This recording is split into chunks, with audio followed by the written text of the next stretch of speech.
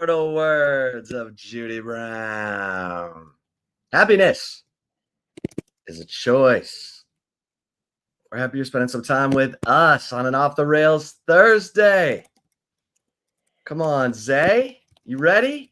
Always ready, baby. Happy Thursday, everybody. Feeling good, feeling great. Chip, how are you? Oh, man. I'm doing great, man. I'm going to see Ice Cube tonight. Taking my lovely bride on a romantic date. Yay, yay. To see Ice Cube, our first date. We went to go see him at Nutty Brown, and my adorable wife had a concussion at the time. I didn't realize. So we made it to You Better Check Yourself or You Wreck Yourself, which was about 4 songs into the concert. And tonight, oh yeah, I've already got the set list. Ice Cube sent it to me. I said, hey, let's make sure that we got the favorites in. You ready to hear what's going on? Oh, I'm always ready. I mean, I'm glad it's an exclusive set list, you know? So Cube's opening with F the Police. What?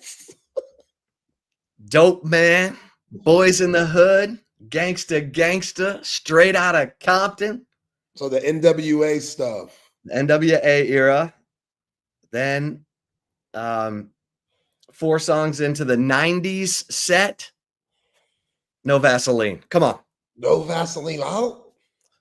I can't believe he performs that. Ain't no way, man. Wow. Okay.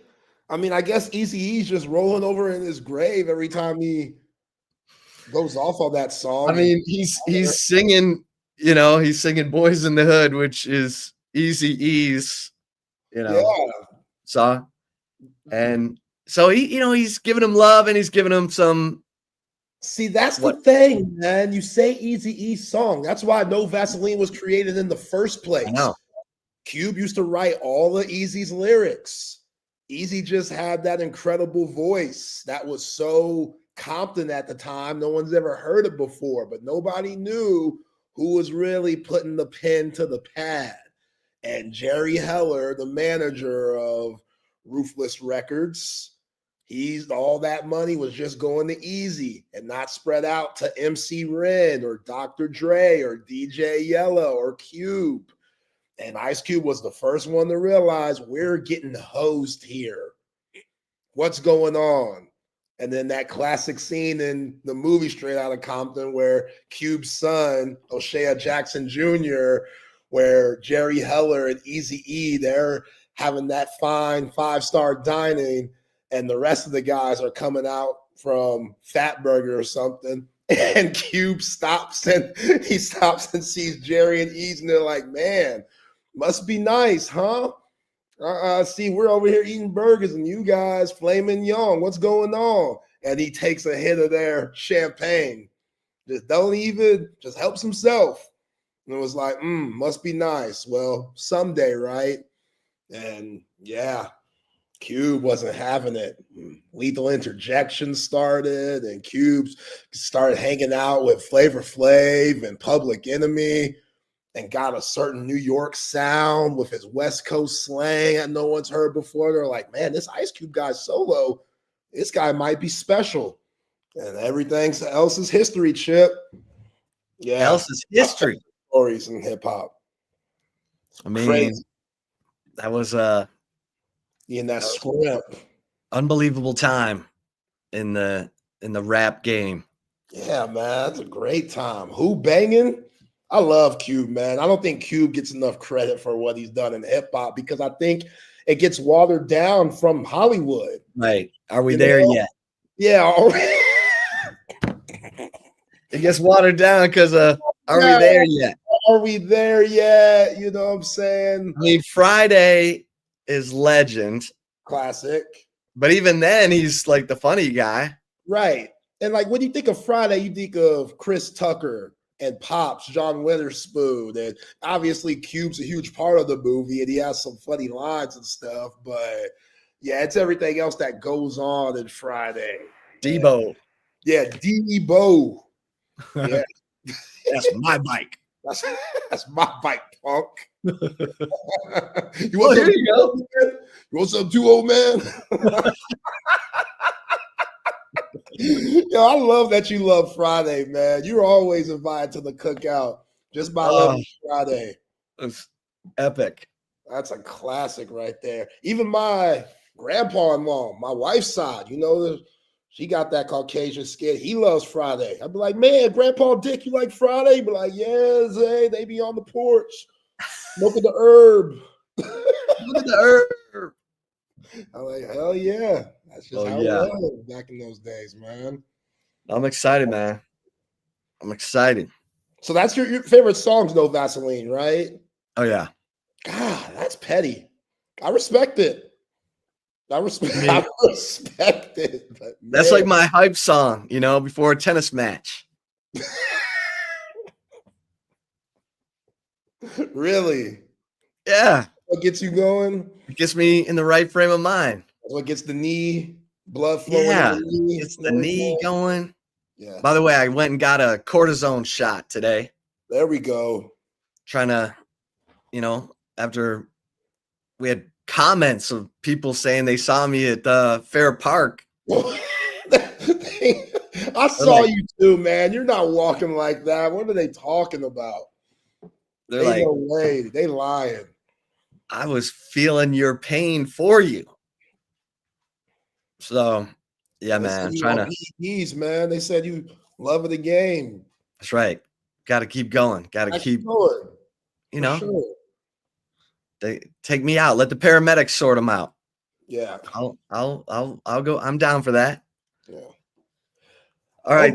I saw this earlier today, which is so sad. Caden Stearns, former Longhorns safety, retired today. I guess the neck problems, because I think that's what happened. I think he hurt his neck last go around. CB, if I'm mistaken, please correct me, but that's what I'm getting from it. Kind of like Michael Irvin did back in his day. Those necks, man, that's nothing to mess with. Like, I remember when Peyton Manning was going through that. If Peyton Manning didn't have that huge noggin, who knows if he would have been able to come back. But yeah. It's like having a bowling ball on your neck. That's what I'm saying. Like Caden Stearns, that dude, his freshman year was incredible. Then he started dealing with injuries. But, when he was out there, he was still solid and productive. Left early after a junior year and had some shining moments early on for the Broncos. But again, just continued to, stay in that tub and just couldn't get healthy. And yeah, him calling it quits after only a few years. It's sad, but wish him the best. Yeah, so he ended up playing 3 years and he didn't play a lot of games. He only played 21 games in 3 years. Okay, so CB says it's a hip injury. Dang. Yeah. The way modern medicine is. Right. That's terrifying. Man. He was good. That is. I like Cibolo Steele, man. I remember seeing him in high school, and he was a do everything guy for Cibolo Steele, coming out of that San Antonio area,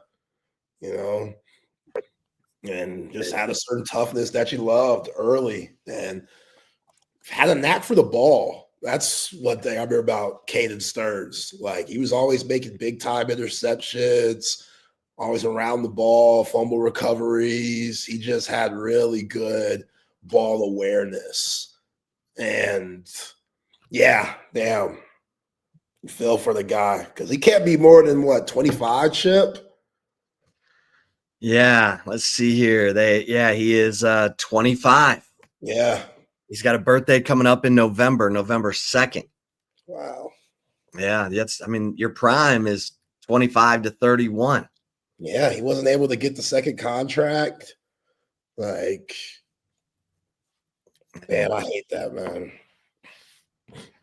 Man, But that's why, I mean, I know he left his junior year, but I'm sure he doesn't have many credits to get.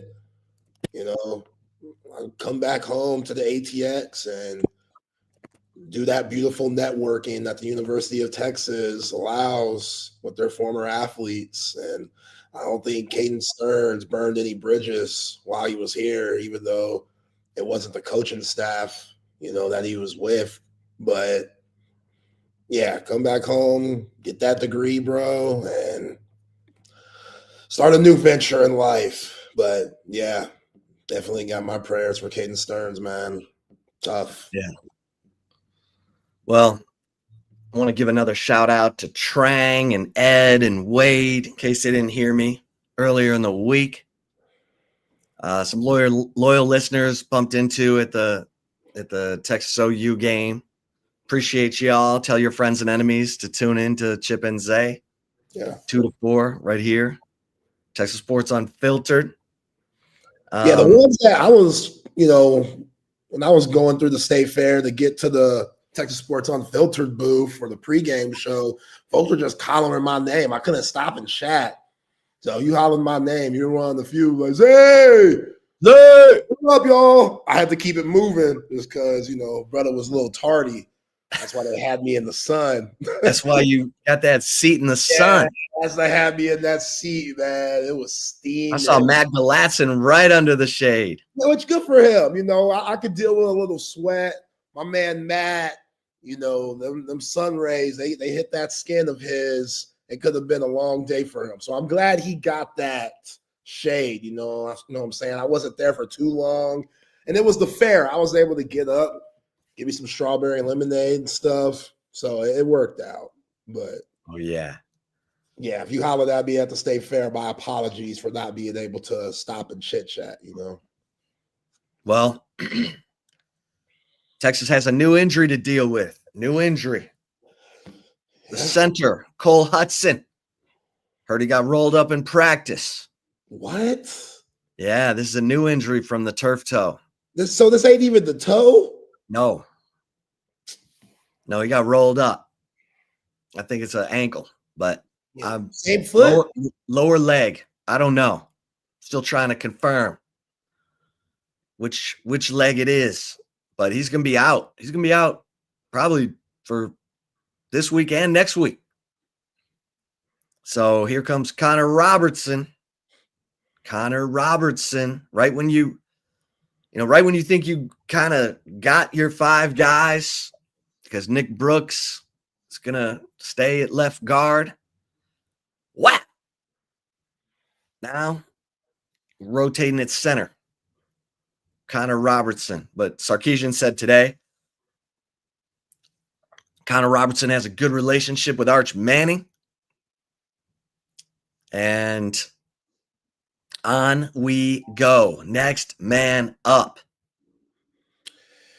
Yeah, I mean, Connor Robinson, he's seen some big-time football in his life, being a former Westlake Chaparrals, played in some really big-time games, obviously a state championship, and then when he was just thrown into the mix at Red River in 2023 when Jake Majors got rolled up on, and, even though that was a learning process for him, just because that type of game and being a freshman in that atmosphere, he held his own, but also OU, they got the best of him. So after that, we just haven't seen much of Connor Robinson due to the very experienced offensive line last year, the fact that Cole Hudson earned that spot to be the starting center this year. So now Connor Robinson, he's getting this shot. And what does this mean to everybody else? What does it mean to Nick Brooks, who has to have that good communication with Connor Robinson and maybe was developing, like you saying, Ship, this team, they were developing something,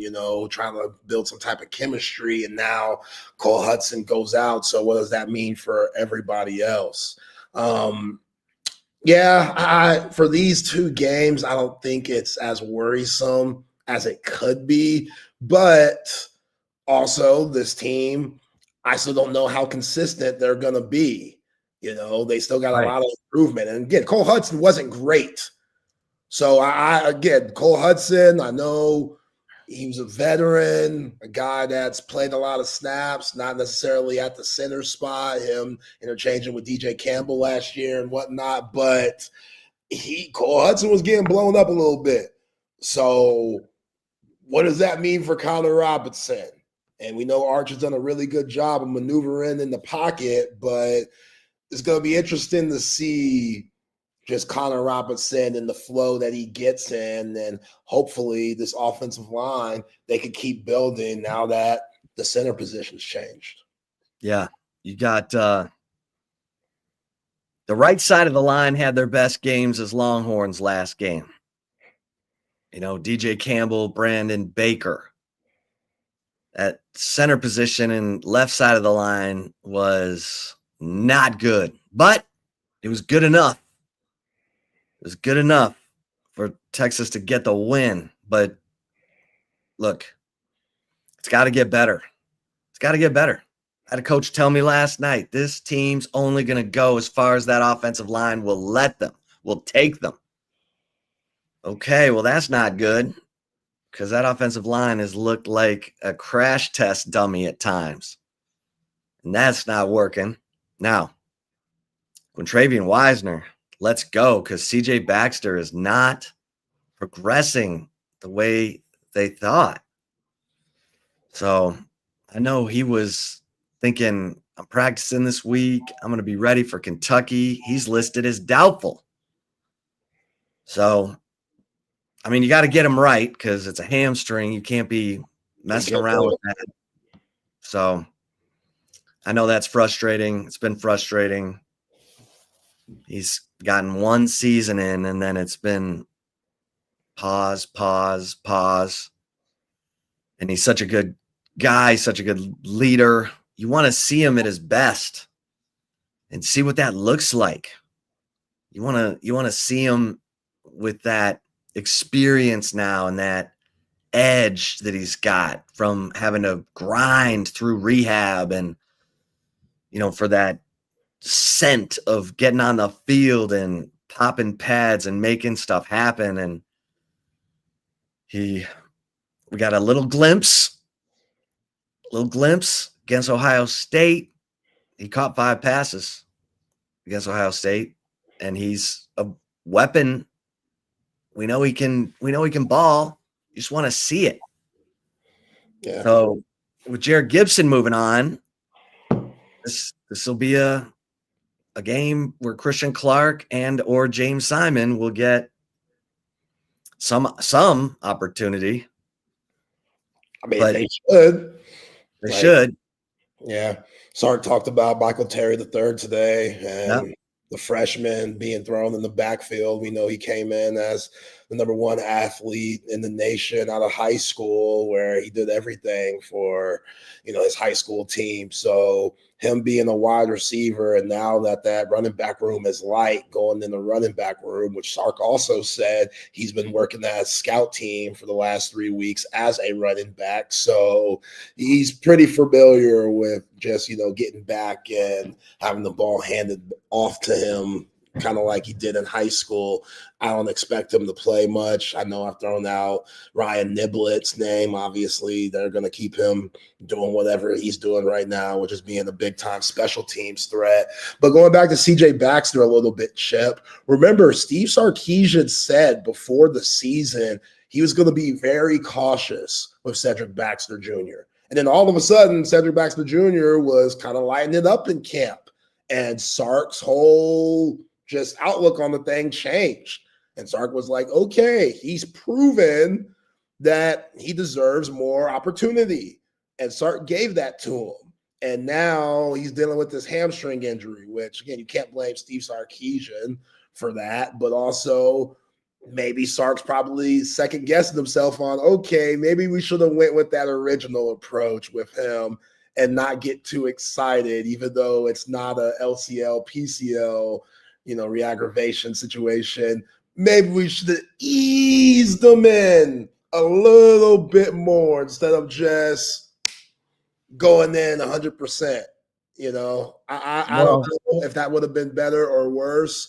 You know, who knows? But I do think about that now that CJ Baxter is dealing with this hamstring thing, which I hope it's not an issue for the long haul of the season, but right now it's really looking like that. Yeah. I mean, they gotta make sure he's right. And then he should be fresh. He should be really super fresh once he's back. And that will help. But man, you're putting it all on Quintravian Wisner right now. And that's, look, running backs want that. But he's been banged up. He's fighting through it. Dude's tough. Dude is a warrior, and he's all about his team and picking others up. So you gotta applaud Quintravian Wisner, because this is a guy who's just made the best of every situation his whole football career. I wrote that story earlier this year about how everybody thought he transferred to DeSoto because he wanted to play on a good football team. No, he transferred from Waco Connolly to DeSoto because that's where his mom had family, so she could find a job that she lost during COVID. She's a healthcare worker, and they moved in with family. That DeSoto team was established. They had a starting running back. Wisner was playing receiver. Like, he was just so good in practice that they're like, man, we got to find a way for this guy to get on the field. So he ends up playing slot receiver. And, the coach at DeSoto told me Quintravian Wisner made me a better coach because I had to revamp my offense to work him into it because he was that important. So, he made us have to reconfigure and rethink our offensive game plan. And then, of course, he plays at DeSoto with Jonte Cook, and it's Quintravian Wisner who has the big state championship game. 6 catches, over 100 yards, a couple touchdowns. And guys, he's just a warrior. And that football player. He's a football player. Hell yeah. That's what you need. What you mean? That's what you need. You need. Come on. So, yeah, Quintravian Wisner, just put this team on your back, baby. Because he was the MVP of the OU game. For sure. Today. Yeah. He gave them a running game that they haven't had consistently. I mean, and that's still the $1 million. Can this offensive line show up like they did against OU? Because Kentucky's going to be trying everything.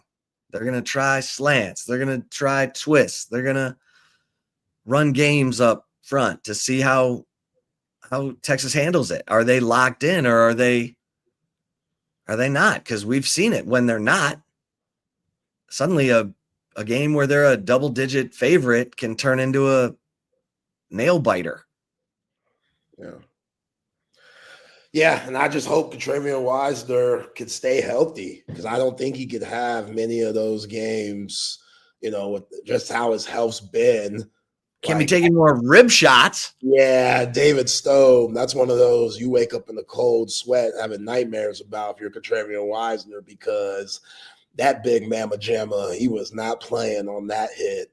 Q Wisner was in the air. Here comes 330 pounds, full speed, right at your ribs. Hell no, man. Hell no. Hell no. So, yeah, no, I don't think Kentucky has anybody like David Stone, but this is still SEC defenders. You better respect them. Who was the player trying to help him up? Was it Nick Brooks? Nick Brooks, yeah. And Wisner's like, hey, man, I need a minute. Wait. Let me Give catch my breath. Do you not understand what just happened? You not understand the air in my lungs. Yeah. So, yeah, just him being a check down guy too for Arch. Oh, it was so big in that OU Where was game. that in the Florida game? I just cannot believe it. Like, if you're going to run all those vertical routes, have some check downs for Arch. And that Against OU, they did. Like, I know they were trying to max protect and blah, blah, blah. But you've got to have some form of check down for Arch. Even if you're max protecting, you got to deliver a blow and then slip out. So it looks like they've got that part of it figured out, because that's gonna be important, man. Kentucky's gonna play hard to start that game, and if you give them a reason to stay in it, they'll stay in it. Yeah. Like I rewatched that Ole Miss game. They were making plays, and of course that was when they had Austin Simmons playing quarterback. Yeah, he was tripping. He was bad. He was throwing interceptions. And then he goes down with the injury in that game. And who's your Trinidaddy Chambliss shows up, and he ain't never left. And now Ole Miss is a top 10 team. I'm not sure I buy it, but, you know. Nah, they're fighting for their lives against Washington State. Like, come on. No, I don't buy it at all. I love what Lane Kiffin told Trinidad Chambliss when he was struggling against Washington State. Be like, yo, man, you playing that D2 ball. Stop playing that D2 ball. Thanks, coach. Thanks for the motivation. I really go back to Ferris State. Yeah. So playing that D2 ball. Lane Kiffin, he is priceless. Yeah, talking about how Kirby doesn't look like he's lost many calories, or just fat shaming my man Kirby. I hope Kirby uses that as bulletin board material. They're out here calling me fat. Their coach thinks I'm fat. Let's show who's really fat up in here. You know, Kirby, he'll take anything and throw it in the speech. Anything. That might have been a bad move for Lane. I know they go back, but imagine if Lane Kiffin called your mama fat. How'd you feel? Yeah, he gets the animals, man. Which have struggled this year. That ain't the same Georgia, but of course they're gonna do what they did last year. They're gonna come in with all these flaws and stuff, and then Texas goes in there and they look like them Georgia teams that Stetson Bennett was playing on. Like, so I'm very cautious on how I look at Georgia, because it's in them. It's just, when is Kirby gonna unleash it? And they weren't as buttoned up last year as previous years. A lot went on with the Carson Beck, Gunnar Stockton situation. I don't think Kirby Smart handled that very well. But and Ole Miss beat Georgia last year. That's right, yeah. So we ought to see a snarling, pissed off Georgia team. They're favored by 7.5. That's a 2:30 game. Yeah. At Sanford Stadium on ABC. Yeah, and Arch is going to have opportunities to use his legs against Kentucky too, because Gunnar Stockton, he was juking the mess out of them boys. Gunnar Stockton was running on Kentucky, man.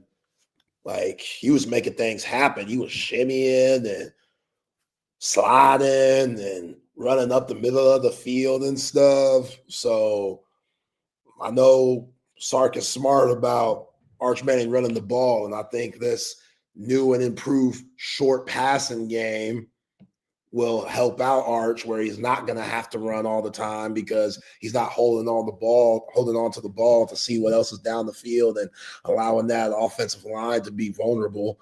But yeah, Kentucky, Gunnar Stockton carved them up with his legs a little bit. I think Arch could definitely do the same thing in this game. Gunnar had 6 carries for 48 yards and 2 touchdowns rushing. All right. Our man, our SEC insider and prognosticator from lanceslock.com. Of course, also nextroundlive.com there in Birmingham, Alabama. The one and only Lance Taylor, LT. What's up, dog? Hey, fellas. How are y'all? Oh, we were just talking about, which Texas team's going to show up in Lexington. Well, I mean, I don't think you really have to show up in Lexington, do you? It's actually a pretty fun town. Have you guys ever been to a game there? No, my maiden voyage. Okay, so you are going. Yeah, the atmosphere kind of sucks, but just the town overall is pretty cool. Any hot spots that you can recall? It's been a while since I've been there. I probably could get you a rundown on that kind of stuff, Chip. But is the oh my God, what is the horse races taking place? You know what I'm talking about? Well, it wouldn't be anything in any of the forgot what they call it. Anyway, that's about the time in October, but it's beautiful up there this time of year. Oh, what, the Breeders' Cup? Nope, that's not it. Yeah. One word, but all good. Yeah, I don't know. I mean, I think Texas is one of the teams that when you look around the SEC this week, Oklahoma definitely on upset alert. LSU Vanderbilt's basically a pick. I mean, Ole Miss, Georgia, both top 10 teams, but I think Georgia is on upset alert. I think A&M in Fayetteville is on upset alert. Whether or not this happens, I'm just saying these are realistic possibilities. I don't feel like Florida loses to Mississippi State. It feels like, whenever when you put Billy Napier in the frying pan and he starts to really heat up is when they play their best, and this is State on the road. So I don't see that. I don't see Tennessee over Bama, and I don't see Kentucky over Texas. I do think Missouri Auburn's basically a flip of the coin too. So I think there could be a lot of upsets, whatever those are worth in the SEC, but I don't see Texas losing to Kentucky. Texas' defense it's almost like, and I know we'll get to these and I'm jumping ahead, Texas defense against Kentucky offense is such a mismatch. I believe Alabama's offense against this Tennessee defense is going to be a problem for the Volunteers. Yeah, Lance, what'd you notice in that Red River game from both sides, from Texas, just with their backs against the wall, that desperation aspect of it? They played like that. And then obviously all the talk last week was on John Mateer and that thumb. And I was telling Chip, earlier this week, it doesn't make Dr. Chan look good at all with the way that John Mateer played. But, hey, they sent him out there. And Dr. Shin. Dr. Shin, thank you. Shin. Yeah. Zay, watching it, I think they had no shot with Michael Hawkins. We saw that outcome last year. I think a couple of things. I think Mateer really wanted to play in this game. One of the reasons, he comes to Oklahoma to play in the SEC to make more money, to maybe win a championship. But I think, this is one of the great rivalries of college football. I don't think he was healthy. That's still no excuse, because I look at the other side. Offensively, Texas against this Oklahoma defense, they ran the football at least effectively enough, over 4 yards a carry. Third down conversions were great against a really Oklahoma defense, going 10 of 17 on third downs. And Arch played solid. This wasn't – I don't think we're ever going to see Arch, at least this year, and I could be completely wrong, look like a Heisman candidate. But if Arch can play like that with that defense and their ability to run and just move the chains, Texas is going to be really dangerous. We did, and you guys are going to be shocked by this, but we looked at our initial 12-team playoffs, and then we revised how we would do it moving forward. First of all, we all sucked on the front side doing this back in August. So did everyone else. Texas, because I'm going to be consistent. I have them, and I think I told you guys this, a 3-loss team getting in. So I've got Texas still getting to the college football playoff, and I just think their defense is elite. And back to, this weekend, I don't see a path for Kentucky having any success offensively. But I was impressed. I think they probably rushed Mateer back. And, the problem there is I understand that you were probably going to lose the game either way, not 100% Mateer or Hawkins. But where is Mateer mentally now going to play in Columbia against South Carolina? And South Carolina's got a really good defense as well, not Texas level. But on the other side, Lenore Sellers is one of those guys that we saw him down the stretch last year. He looked like a special talent. So if you combine on a given Saturday night or Saturday morning in this case, a really, really solid South Carolina defense with a playmaking quarterback that can get hot at any moment, I think that's a recipe for disaster. I think Oklahoma's in trouble this weekend. I really do. Yeah. Yeah. That's and you said A&M going to Arkansas. A&M is so used to playing Arkansas in Jerry World. They haven't been to Fayetteville. Now, the Hogs will get up for A&M. Their fans, they'll give that a test drive. So if old Bobby Petrino, Road Rash Petrino can, keep the pigs in it for a minute, who knows? Look, I will say this, and I agree with you. That was always the neutral site game. I never really got that. I like the fact I know it was a money thing, but I like the fact that now you're going to get College Station, you're going to get Fayetteville. A&M 6-0 for the first time since 2016. I don't know why I'm not sold on this team. I believe they're going to go 3-3 on the way out. And I like Mike Elko. I think it's going to come down to Texas A&M, much like last year. Winner is in, losers out. And this is their first road game in the SEC. I know they won in South Bend, controversial there. That Notre Dame defense has really turned it up since they played A&M. But I think on the road, this A&M defense has been amazing. When you look at the last 3 games in SEC play, their opponents are 2 of 33 on third down conversions. Now you start to look at those opponents, not great offenses by any means, but I don't care if that's against air. That's pretty incredible. But now you're going against a Bobby Petrino, and watching last week, they had opportunities against Tennessee, and I think they're going to get a little more comfortable. They're averaging over 36 points per game. The problem is defense, but I could see Arkansas win this thing in a shootout. I think this is a difficult game for Texas A&M. Yeah. Lance, your thought on the Penn State situation and James Franklin had to get canned. UCLA, Northwestern can't lose to those teams. Drew Allen looks horrible, but I hope James Franklin is on a private island somewhere just blowing through that $50 million buyout that he's getting. Where do you think Penn State goes, James Franklin, and just everything going on with that situation? Yeah, Zay, I'm right there with you. I heard the numbers, over the next 5 years, $22,000 a day is going to be the exact payout, which is absolutely insanity. God, just to get fired and go live a life somewhere else. I mean, that's what dreams are made of.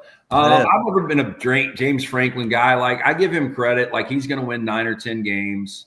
He's just not going to win you a championship. And I guess it got to the point where they were like, okay, we know we can't beat top 10, so we're never going to win a championship here. And now he's losing to 3 touchdown dogs in back-to-back weeks. I was blown away, though, absolutely blown away. And I'm a guy that I'm not afraid in today's world. When you can make $22,000 a day for 5 years, if you get fired, I don't feel bad for you. But I just didn't think it was warranted. I mean, this was a guy that got him to the semis last year. He had his best year last year, winning 11 games. I think it was an easy excuse because they know moving forward, bowl eligibility is much more realistic than, winning 8 or 9 games. Where they go is kind of obvious. Matt Rule, or if Kirk Cignetti really wanted to leave, I guess Penn State is in play. He's from Pennsylvania. Yeah. And look, I mean, what he's done is incredible. Absolutely incredible. Amazing. Yeah. I mean, it's Bill Snyder and then some. It's Frank Beamer and then some. This might be more Bobby Bowden, the way these results shake out, because I don't know about you guys, and I don't know if you can get portal quarterback right every year. He obviously did a pretty good job with Curtis Rourke last year, but what they did with Mendoza this year has been insane. And God, I mean, they could win it all this year. If you watch that game on Saturday, nobody really ever even considered that. Everybody was like, oh, they played the shit schedule last year, and it was a joke they were there, and they didn't deserve to be there. Then they beat Illinois, and everybody said, well, it was at home. Well, it was still by 53 points. Then they go to Austin, where the Ducks don't lose, and they physically dominated that team outside of the 44-yard bomb to Malik Benson and the 38-yard pick six. I mean, that game was an ass whipping, I thought. So I think they're physical. I think they have every opportunity. I think they're going to be 12-0. I think Ohio State's going to be 12-0. And losers still going to get a bye in the college football playoff. So I think Indiana's got an opportunity to make some noise this year. With all that said, if you're Cignetti, I would assume Indiana would pay him as much as Penn State. I know that sounds crazy, but with the Big Ten, the money you're making now, why would you're not going to get a coach better than Cignetti. So why would you not talk Cignetti into, hey, look, you do it your way. You got complete 100% control. Whatever, you just tell us we got a blank check here. Whatever they're willing to pay you, we'll pay you the exact same amount. But he might say realistically, there's no way I can keep this going in Bloomington. I have heard, though, and I don't know this, I've never been to Happy Valley. I was supposed to go a few years ago. I've heard it's like impossible to get in and out of there. And I've heard recruiting's a problem. So like, you know, as big as that brand is, it's not the brand it once was. And so like maybe Cignetti wants to hang out. I think Matt Rule definitely would take that job. I think there are limitations now to the Nebraska job. So I think Rule's probably your favorite. I think that's probably kind of obvious.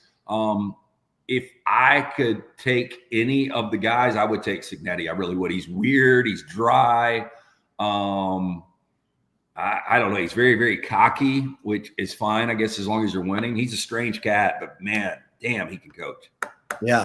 Yeah. I'd love it if he just stays at Indiana and turns them into a monster. Yeah, why not? Because you know, Art Briles was like that. The worse off the program was, the more he wanted the job. Like he wanted to raise the Titanic from the bottom of the ocean. And that's what fueled his, you know, engine. And Cignetti's the same way. But I think Cignetti's a better guy. I don't know. I don't know him from Adam, so I should be careful there. But, I mean, he's confident as hell. And he is. And you bring up Briles, you know, back to James Franklin. If you would have told me a month ago James Franklin was going to be fired in the middle of October, I would have been like, we have got some kind of salacious Bobby Petrino, Art Briles. Something came out of nowhere. Like, there is no way. I mean, $48 million aside on that buyout, like, how do you fire this guy with his track record? And I know he hasn't beaten top teams, but, man, I still am blown away. And this needs to be a heads up for any coach out there because, you know, once you pay Jimbo Fisher $75 million, everybody was like oil money. But now that Penn State has stepped it up and paid $48 million, I think there's a lot of coaches that if you're not getting it done immediately, you got problems. And I cannot even imagine how amazing this coaching cycle is going to be coming up with some of the jobs because, you know, Florida's going to be there, you know, win or lose this weekend, whatever they do moving forward. Auburn's going to be there, win or lose this weekend. There is going to be some really, really good jobs. Yeah, I can't believe it either. What do you remember about Cignetti during his time at Alabama, Lance? Nothing. I mean, really, absolutely nothing. I mean, I don't remember much. And you know, it's a good question because I probably need to go back and I probably need to ask around what people thought about Cignetti, but you just start to look around college football right now and that staff. And we were talking about, I guess it was Green Bay, maybe in the 90s, that had just a luxury of riches of different assistants on that staff. But when you start to look at the guys that Saban has had, you know, Lane Kiffin and Sarkisian and Kirby Smart, and now Cignetti, which end up being the best of the bunch. I mean, it's insane, everybody that he's had on this staff. You know, Tosh Lapoy, who's your defensive coordinator for Dan Lanning, who was also on the staff. I mean, just a ton of people under this Nick Saban tree. And, you know, it's funny, Belichick, his tree never seemed to really work out, but this Saban tree is crazy. Oh, man. Well, it was funny because Cignetti, you know, got offered that IUPUI, Indiana, Purdue University of Indianapolis. And Saban's like, you want to go somewhere where you can win. And Cignetti's like, I just need to get a head coaching job so I can show people I can do it. And Saban's like, okay, I'm telling you. And sure enough, he went there, did enough. James Madison did enough. Now, and Chip, I mean, to your point, I don't know how many guys could do this realistically. I mean, I really don't. Like Nick Saban, you know, we used to joke, I think Nick Saban could get Kentucky to the SEC championship game. And some people would laugh about that, and I really believed it. But I don't know how many other guys could do it. I think Kentucky and Indiana, Kentucky's probably a better job. But, man, it was such an awful, awful job. I mean, we talked about this last week. I think in the previous 74 games against top 5 teams, they were 1-73. Like, I mean, yeah. And he's super structured like Saban, like super. See, and I love that as a fan. Now, if you're a player and once you buy in and it's going to do nothing but benefit you moving forward, I think there's a lot of people that don't appreciate structure because it does take a lot of people out of their comfort zones. But, I mean, what he is doing is the right way to do it, at least in his program. And again, I would pay him whatever he wants and just let him do his thing. All right, Texas Tech at Arizona State. Texas Tech's beating up on everybody. Good teams win, great teams cover, Lance. That's very true. And that was one of the problems with Franklin, by the way, 7 straight non-covers. And I'm sure the board, people that love to wager on their Nittany lines, probably didn't appreciate that. I mean, what do you say about this? Joey McGuire, and I thought he was an average coach, 8 wins, 7 wins. And I think we all talked about if Cody Campbell was going to put all this money behind it and it didn't equate to something big this year, they probably would find somebody else to come in. And why not bring in a Kirk Cignetti there if it didn't work out for McGuire and say, hey, you want to get $20 million? It's not a big deal. We'll pay you $20 million a year. But they've got number 2 scoring offense, number 7 scoring defense. They've covered 6 straight, to your point. They've won every game by 24-plus points. The only team in college football to score 30 in every game while allowing less than 20. I mean, they've been dominant, and something's up with Arizona State. I know Leavitt's going to try to play this week. Jeff Sims was a complete train wreck last week against Utah. I do think that they can hang with Texas Tech if Leavitt plays, but Scadaboo was that big of a deal. You guys saw it in the triple overtime against Texas. I mean, he single-handedly almost won that game. And he was such a difference maker in all of those one-possession games that Kenny Dillingham and the Sun Devils won last year. And without him, it's a different dynamic altogether. So I think Arizona State's an average team this year. I think Texas Tech's really good. I mean, I could see them go 12-0 and lose in the conference championship and still get in. I don't see a path for Texas Tech not getting into the college football playoff this year. Wow. Yeah, it's crazy. Texas fans are like, what the hell's happening?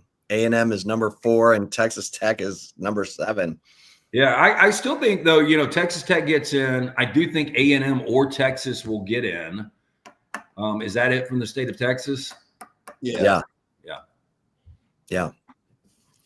Lance, your thoughts on the Ole Miss Georgia game? Both teams were in dogfights the week prior. Ole Miss almost losing to Washington State, then that crazy game at Jordan-Hare with Georgia and Auburn. Your thoughts on this one, and who's going to come out on top in your opinion? And on Kirby clapping or calling a timeout. That was what we call a timeout. I mean, it was a timeout. It was a timeout. And even Kirby in the post game, he couldn't even, like when he talked about it, he'd look down. I mean, it was just the telltale of all lies. And I mean, he got away with it. SEC, complete disaster Saturday night during Hare. Never seen anything like the sequence that we saw before half. I am convinced Lane Kiffin-Zay did not watch a minute of film on the Cougars. I am. They were a 33.5-point favorite. I could not believe that. I can't believe they were a play away from winning that game. That would have been, to me, the worst loss we've had in college football since 2006 or 2007 when a third-string quarterback for Stanford went into the Coliseum as a 41.5-point underdog and beat USC. That would have been disastrous. It would have been so Lane Kiffin, too, to have his team exactly where he wants them. With all that said, now they go to Athens to play a Georgia team that had a 33-game winning streak snapped 2 weeks ago to Alabama. It's a good, solid Georgia defense. I just don't think Georgia's what they once were. I lean Ole Miss in this game because I think they will come to play. I don't know if they win the game. They're looking to beat a top 10 on the road for the first time in almost a decade. The last top 10 win for Ole Miss on the road was way back in 2016 against Texas A&M. But Kirby, 18-10 in top 10 matchups. He's been really good in these spots. They are at home. It's hard to envision a team that won 33 straight would lose 2 of their next 3 at home. But I do like Ole Miss plus the points here. So I think it's going to be a really good game. And, Ole Miss beat them last year, and Austin Simmons actually played 1 drive in that. If you guys remember, Jackson Dart gets hurt, goes to the tent. He's able to come back. I did back Ole Miss in that game. I feel like I'll be back in Ole Miss this weekend as well. Yeah. What about, Mizzou at Auburn? Well, no, actually scratch that. LSU at Vanderbilt, because if Vanderbilt wins this game, LT, Baton Rouge is going to come apart. What do you see happening in this one? 11 a.m. in Nashville. Yeah, it really, really tough. I mean, great defense. Blake Baker's done an incredible job. I mean, they're giving up less than 12 points per game. It's a top 5 scoring defense. You look at Vanderbilt, though. I mean, they've scored 40 plus in 4 games. Clark Lee and Brian Kelly very familiar with each other. Clark Lee coached under Brian Kelly in Notre Dame for 4 years. Linebackers coach for a year, 3 years as his defensive coordinator. He would have stayed there. I've always said this. Marcus Freeman probably doesn't get the job because Marcus Freeman's never on that staff, and Clark Lee's probably your head coach at Notre Dame, but things work out for a reason, and Clark Lee's done a hell of a job with a team that is scoring over 43 points per game. LSU's won 9 straight against Vanderbilt. The last time these two played as ranked versus ranked was way back in 1947. I think LSU wins the game, but I don't feel great about it. I mean, this is legitimately a coin flip. But back to your point, Chip, if they are to lose this game, I mean, it seems like it's an elimination game for LSU. I mean, you've already lost to Ole Miss. You lose this game, and what are the chances you're going to run the table? And then you start looking around and, you know, Brian Kelly in year 4, what's his future? It gets dicey. Can't lose to Vanderbilt, but, man, I can't wait to see that game. I hate that it's 11 a.m. Yeah, 11 a.m. I hate that. Yeah, it's really surprising that Garrett Nussmeier has struggled the way he has, Lance, because we thought this guy was going to come in future #1 pick, all the hype that he was getting, and he's really struggled for the Tigers. It blows me away, Zay, because if you look at this, there are 2 teams in the FBS that have yet to score 25 points, 2 Power 4 teams that have yet to score 25 points in any game against an FBS opponent. North Carolina, which you can understand, and LSU. And the crazy thing is, just a couple of years ago, LSU had one of the best offenses in football with Jaden Daniels, and the defense couldn't stop anyone. Now the defense stops everyone, and the offense can't score. So, like, if you could put those together, you've got what we expected with Chip Kelly or Brian Kelly winning a national championship. But, boy, that offense has struggled to a degree. And I hate it for Nussmeier because I love the fact that he did buy his time. He stayed there 4 years. He didn't transfer. And, you know, I thought he was good and solid last year. I thought he was going to be really good this year. But outside of Arch Manning, just because of that name, I think Nussmeier's probably, well, Sellers is right there. Lagway's not far off. You got some really disappointing quarterbacks in this league. Really, really disappointing. At least going into the season with the expectations. Your USC Trojans in South Bend, the Fighting Irish, 8.5-point favorites. This could be the last time they meet. Are you kidding me? That's not going to be the last time. I don't think boosters on both sides are going to allow that. I think this game, and we're talking about, you know, a rivalry game. You know, most rivalry games, Oklahoma, Texas, Alabama, Auburn, Ohio State, Michigan, it's geographical. This is one of those, you got a West Coast and a Midwest, old school, like really historic rivalries that you just don't see time zones over. They're going to fight scratch and claw to keep that one. I hope they do, even with the fact that Notre Dame has pretty much dominated. They've won 6 of the last 7. USC's offense is so freaking good. Now, they've gotten banged up at the running back position, but Maeva has been incredible this year, leads the FBS and QBR. Notre Dame, I was really concerned with Chris Ash's defense through 3 weeks. They had given up almost 100 points through their first 3 games. They've only given up 27 points per game over the last 3. Didn't surprise me against NC State and South Bend. Didn't surprise me against Boise State. But it really surprised me how much they locked down Arkansas and Fayetteville. That was an ass-kicking, completely dominated that offense. I think USC, as good as their offense is, I think Notre Dame is going to have their way. I like this to play high. I think Notre Dame's first 3 games defense shows up a little more because this offense is so prolific for USC. I think it's going to be a high-scoring game, but I think Notre Dame probably ends up getting one of those late scores, much like they did last year. Probably wins this game 10 to 14 points. Hope I'm wrong. Yeah. How about those Crimson Tide? Got out of a tough one over there in Missouri last week. Todd Simpson was solid, but just some turnovers here and there. But Tennessee coming into town. How you think this one plays out, Lance? Yeah, and by the way, that one worked out perfectly for me. Always good when Alabama wins for business. But I had Missouri plus 3.5, and Alabama gets out of there with a 3-point win.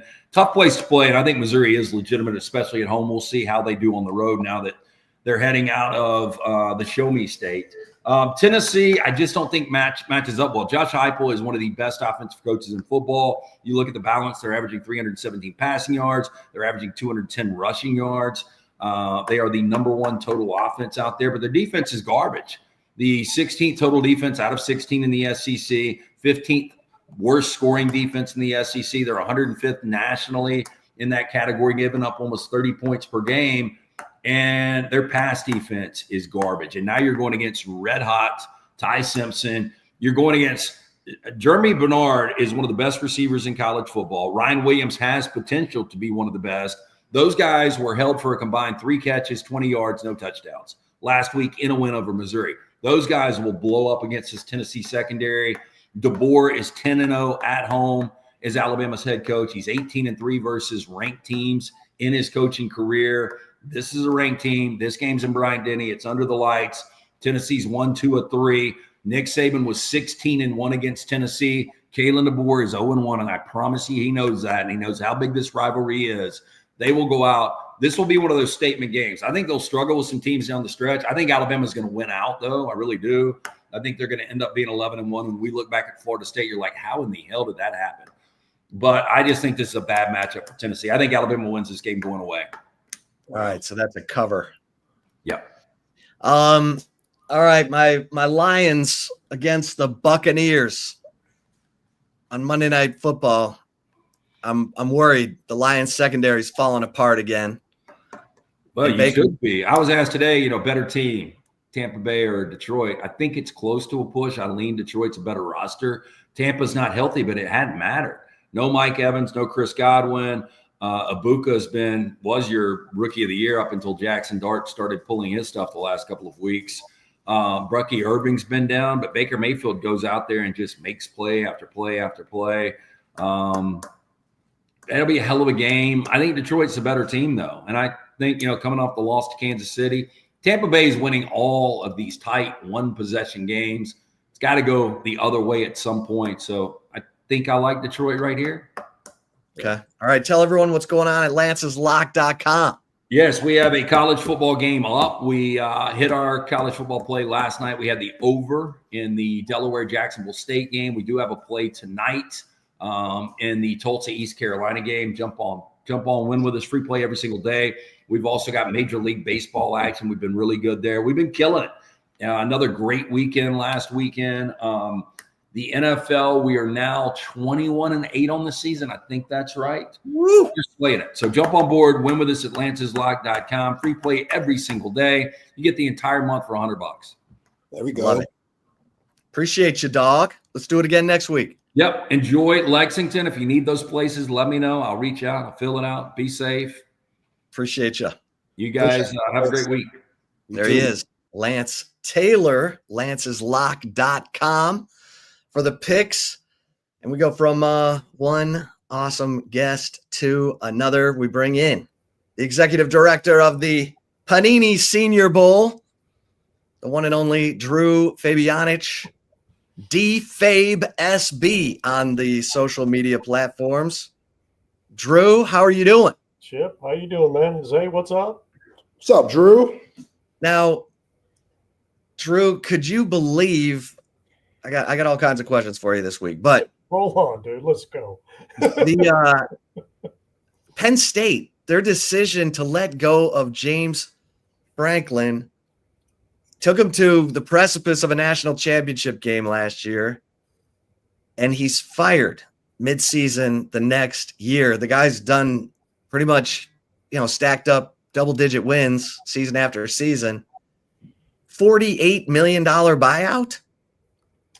Well, that's going to happen when you give guys that kind of contracts. I mean, those buyouts are going to be as high as they are. And you're going to have to pay for failure, too, when you make those decisions. But how many athletic directors have gotten, fired for making huge mistakes? None. Yeah. I mean, because they're spending other people's money. If it was in the NFL, you're spending that owner's money, it'd be a little bit different. Be a hell of a lot different. General manager, they're easy out the door, aren't they? So, again, James did a great job. I think that's kind of a knee-jerk kind of reaction. I think that, again, if you make that decision, you better hit a home run on the next one. Right. The other thing is, I mean, when you're around, I heard Parcells say this, when you're around about 10 years, your message kind of gets thin, and it kind of falls on deaf ears. I mean, maybe that happened, I don't know, but James is a hell of a ball coach. He'll end up coaching somewhere next year if he decides to. Yeah. Yeah, and speaking of general manager, Mike Lombardi's getting blamed for all the problems at North Carolina. Drew, I mean, I'm sure you came across Mike Lombardi in your time in the NFL, but what do you make of what's going on at North Carolina? Is he taking all the blame? I mean, because there's still coaching going on in the field. I mean, Right. And some of the things they've shown have not been sound and have not been good. So, I mean, again, you can blame, personnel people for not providing you with the players, but, if you have your hand in that, which I'm pretty sure that Bill Belichick had his hand in, making choices on players like he did with the Patriots, that, you kind of sharing the blame, I think. But again, that's whatever the narrative is, again, I'm going to throw one out for you. Perception's reality. So if you throw the narrative out there and that's perception, that's what's going to be sticking. Because again, you guys talk about certain ways to look at it. Well, I think blame should be shared, especially with that. You made that decision to get rid of all those players, bring all of them in from somewhere else, try to put them in a building where they're going to have cohesion, or they're not going to have cohesion. And guess what? It doesn't look like they have a lot of cohesion. It really doesn't. So, and that's hard when you bring in 75 guys or something like that.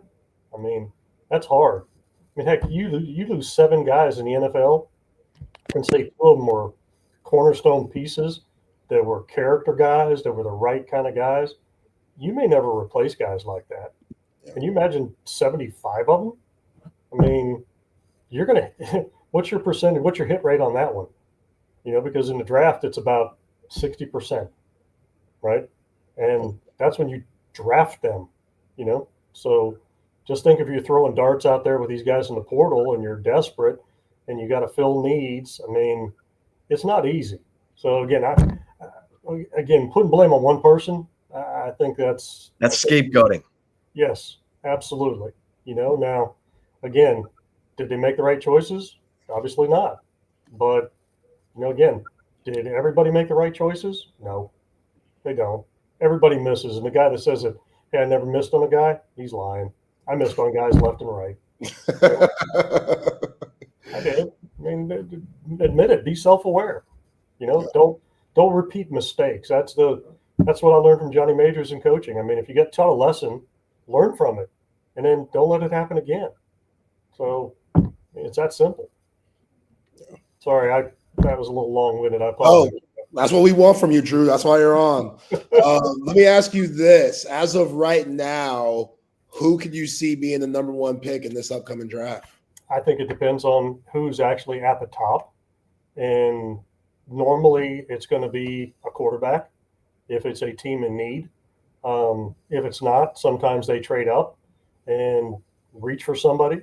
But again, I can't tell you who that would be right now. I mean, to me, it's got to be a left tackle. It's got to be a pass rusher. It's got to be a quarterback.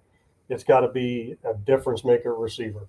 Those are the ones that I would say would be special. Now again, need comes into it, and the biggest piece of it, quarterbacks always get overdrafted, because if you don't have one, you can't survive in the NFL. You can't. I mean, bottom line. I throw this fact out at everybody, and I think Chip's already heard it, so you cannot answer this one, Chip. From Troy Aikman to Tony Romo was 7 years. How many starting quarterbacks were there for the Dallas Cowboys? A lot. Yeah, I definitely don't know that. I know it's a lot, though. 14. I covered Chad Hutchison, Ryan Leaf, Quincy Carter, Clint Sterner. Yes, keep going. Drew Henson. Yeah. Stephen Wright. Do you remember that one? Stephen Wright. I mean, again, that's when you find out that a quarterback makes the difference. Okay. And who's the best? I mean, and again, I'm not bashing them, but who has been the worst over probably the last 4 or 5 years with their choices of quarterbacks? Cleveland Browns. I mean, they're still paying what, 6, 7 guys off, and they let Baker Mayfield out the door. I mean, come on, man. Yeah. So, again, I kind of went into a different area, but Zay, the thing is it's probably going to be a quarterback. I mean, and if somebody's desperate enough and they knew they have to save their job, that gives them a year cushion, because what they'll say is either, hey, he's going to be sitting and learning for a year, which gives me another year, or you put him in halfway through the year and you say, well, he needs time to develop. Well, that just saves that head coach and that GM's ass for another year. So, sorry about that. No, I thought the Grinch Who Stole Christmas was starting. Yeah, no doubt. The kids in Whoville. Well, the agents are calling now, and they're wearing me out. Well, Fernando Mendoza could be that guy. I mean, what did you make of Indiana and going out to Oregon? And do you have you got any Kurt Signetti stories? No, not really. I mean, just that, I went through IUP when he was the head coach there for one player. Didn't really care for him. He was a receiver. He didn't play long in the league. I think he was a late round draft pick, but I had to go through there. Sharp guy, did a great job with less. I think he's understood how to do more with less. And a lot of those guys running around in that field now are not 5-star guys. They are, 2- and 3-star guys. And defensively, they're sound. They get after the quarterback. I mean, they confuse people. They play good, sound defense in the back end. And the offensive line's holding up. They run the ball well. And, again, I said something about Fernando in August. That was my first media appearance. When I got hired on, they asked me, who'd you watch and who were you impressed with? I said, Fernando Mendoza. I just watched him carve up Auburn with lesser. I mean, lesser than what he's got now. So, I mean, that's when he was a Cal. Yep. And he's got 2 solid receivers, got a good tight end. They're running the ball well. Impressive. I mean, really, truly impressive what Sig's done. I would have thought just because my dad always said this, you can out-coach people. And I always said, yeah, you can out-coach people until talent takes over. Yeah. And I figured talent would take over in that game. And it was close, but it didn't. And if they'd had another half a quarter, maybe it does. Maybe it does. But hats off to IU, and don't sell Oregon short now. They're still really, really talented and good. Yeah. So, I mean, they proved something that Indiana can play with anybody now. Yeah. Drew, obviously a guy that had a lot of optimism coming into this season, was Clemson quarterback Cade Klubnik. And clearly Clemson has struggled, losing to LSU, Georgia Tech, and Syracuse. But I'd like to hear your opinions on what do you think of Cade Klubnik at this point of his career and moving forward to possibly have an NFL career? I think Cade will have an NFL career. He's got all the traits. He's got all the skill set. I think that the offense that he's plugged into doesn't translate to the NFL. I think there's just me personally, I think there's too much play action. And, guess what? If you can't run the ball, play action doesn't matter. And I think that's where he struggled. I think that now he's starting to pick it up and they're running the ball better. I think he got another receiver healthy finally. And they made some plays last week, and he had a really, really good week. I expect him to build on it. And, I love Cade. I mean, knew him as a little guy, in Austin. I'm sure he'll be successful because he's got the right mindset. He's got the right demeanor. And, when he walks into a room, he's the Q. And I think it's just, you got to surround him with better players. I do. That's just my personal take. And by the way, they're playing SMU this week. My defense optional in this game. Yeah.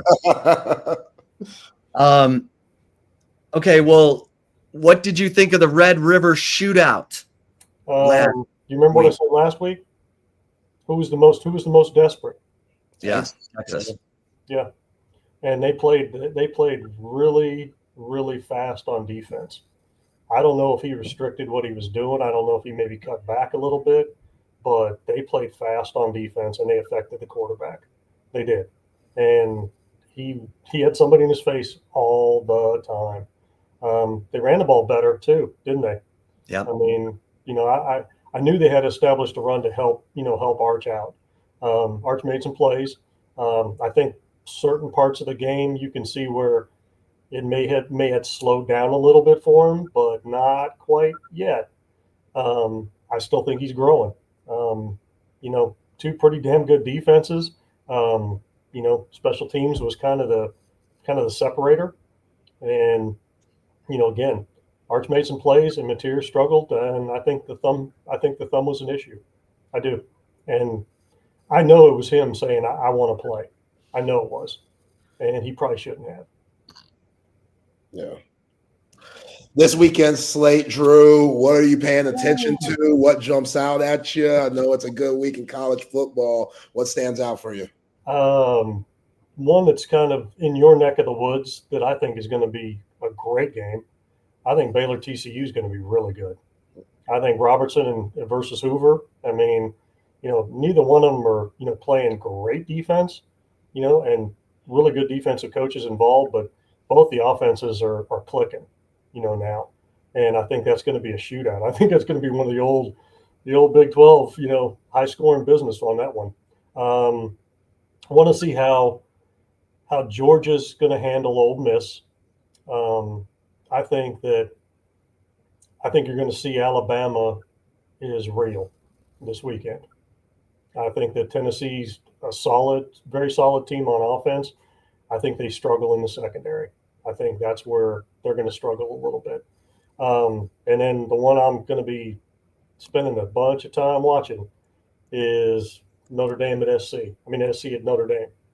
I want to see if Notre Dame is going to use those two running backs to punish SC.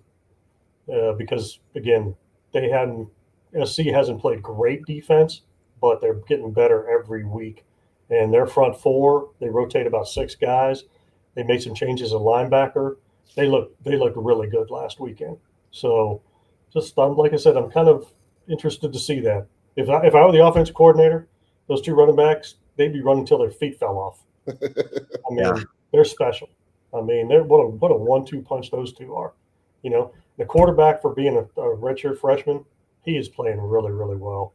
Making really good decisions, not putting the ball at risk, and like I said, they're just doing a good job. I think they're a lot better than people give them credit for. Notre Dame, I do. Yeah. And I think they're playing better. I think they're playing better now too, because I think they're getting the terminology down. I think Chris Ash changed a lot of things, and they look like they're playing faster now on defense. They don't look confused like they did the first couple of weeks. So, like I said, I kind of expect Notre Dame to kind of take it to them. Yeah, Chris Ash was at Texas for a hot minute, right at the end of the Tom Herman era. I thought he did a good job. But yeah, that makes sense. All right, let me ask you this, because you look at some of these, blockbuster games this week. What do you think of Texas A&M? Oh, I think they're for real. I feel bad that Moss went down. I don't know when he'll be back, but he was having a great year. Concepcion is a really good player, but Craver's special. Especially with the ball in his hand. I would find a way to get him the ball constantly. They're playing really solid defense, which they always do with Elko. I think they'll end up in the playoffs. I really do. Yeah. Drew, I'm throw out Joel's question here. If Notre Dame wins, do you pencil them in the college football playoff? Yeah, absolutely, because they'll win out. If they beat SC, they'll win out. And again, who they lose to and how they lose those two games. To me, that they played two really good football teams and lost, right at the end of the game. It wasn't like they got blown out and run out of the stadium at all. So, I just think it was kind of growing pains. And I think they're, like I said, yes, I would put them in. Yeah. I don't vote. I mean, probably should. Probably should be part of that committee. All right, so you're buying Alabama. Yes. Are you buying Missouri, who played Bama super close? Now they go to Auburn. I say yes, except for they're at Auburn. And I think that is one of the hardest places to play. And I hope that they find a way to get the ball out of Jackson's hand quicker. And because they've got weapons that have been underutilized, especially receiver. Where they're a little short is at running back, but they're playing top 10 defense in the country. They just need to play some complimentary ball and keep them off the field and score some points. I mean, Jackson Arnold's just got to get the ball out of his hand. Yeah. He does. And his, I think I told you that, I think he got sacked 9 times against Oklahoma or 8 times. I mean, you got to be honest with you. Yeah, 4 of them were on him. I mean, 4 of them. So, again, get the ball out of your hand. And Coach Freeze will find a way to do that. He will. I mean, you were at Auburn. Yeah. So what is it about Jordan-Hare that makes it? I mean, they say it's haunted. I mean, there's all kinds of crazy lore about that place. What makes it so difficult? I think that just the pride in the fans and just how they understand ball. They understand when to get loud, when to get quiet. I mean, football IQ is very high. And if it's a night game now, they had all day to get lubed up, and they are rolling by the time it's a night game at Jordan-Hare now. And, it's an atmosphere that, people should experience because it is one of a kind. It really is. So when they win a game, everyone goes to Toomer's Corners. Yeah, the toilet paper in the trees. Yep. A roll of toilet paper. Yep. And then it just all the toilet paper sits in there, or someone go up and get it. I don't think they go up and get it. I know they clean it up off the streets, but I think it just stays in the tree and let the water take care of it, or let the weather take care of it. Again, I was only there for 4 weeks, so I only had like 2 wins. Shortest tenure of any general manager in the country. Yeah. Yeah. Yeah. You gotta laugh about things like that, because you don't laugh, you're gonna cry. Yeah. I get it. LSU going to Nashville to play Vanderbilt. This is a tough one. Obviously, Garrett Nussmeier, he had a lot of guys saying that he was that top dog coming into the season, and he's really struggled with Brian Kelly's crew. How do you think that game is going to play out, and your thoughts on Garrett Nussmeier? Garrett, I think, and again, I don't know this for sure, but he looks a little beat up. He's not throwing the ball as he was earlier. It's been a little sporadic, but he handles line of scrimmage really well. I mean, he still is a very good passer. They hadn't run the ball real well, which I think affects what he's trying to do play action wise as an offensive coordinator, as a head coach. I mean, they got to be able to run the ball against Vanderbilt, have to, because they've got 2 really good pass rushers, and one of them's actually got 4.5 sacks already, and 9 TFLs. The front actually leads, I think, the SEC in tackles for losses. And again, this is not your dad's Vanderbilt anymore. I think I said this before. When I went there to visit with the team, Coach Lee asked me to visit with the team. I went to practice, and when I coached at Tennessee, they looked like a MAC team. Well, they look like an SEC football team now. When they get off the bus, you go, okay. They look the part. They're bigger, faster, stronger. And, God bless Diego Pavia. He's done a great job there. He's kind of put that mentality that they believe they can beat anybody. And I think that trickled down from Coach Lee too. I think he believes that. And if you don't believe it, nobody's going to believe it. So, I think it's hard now.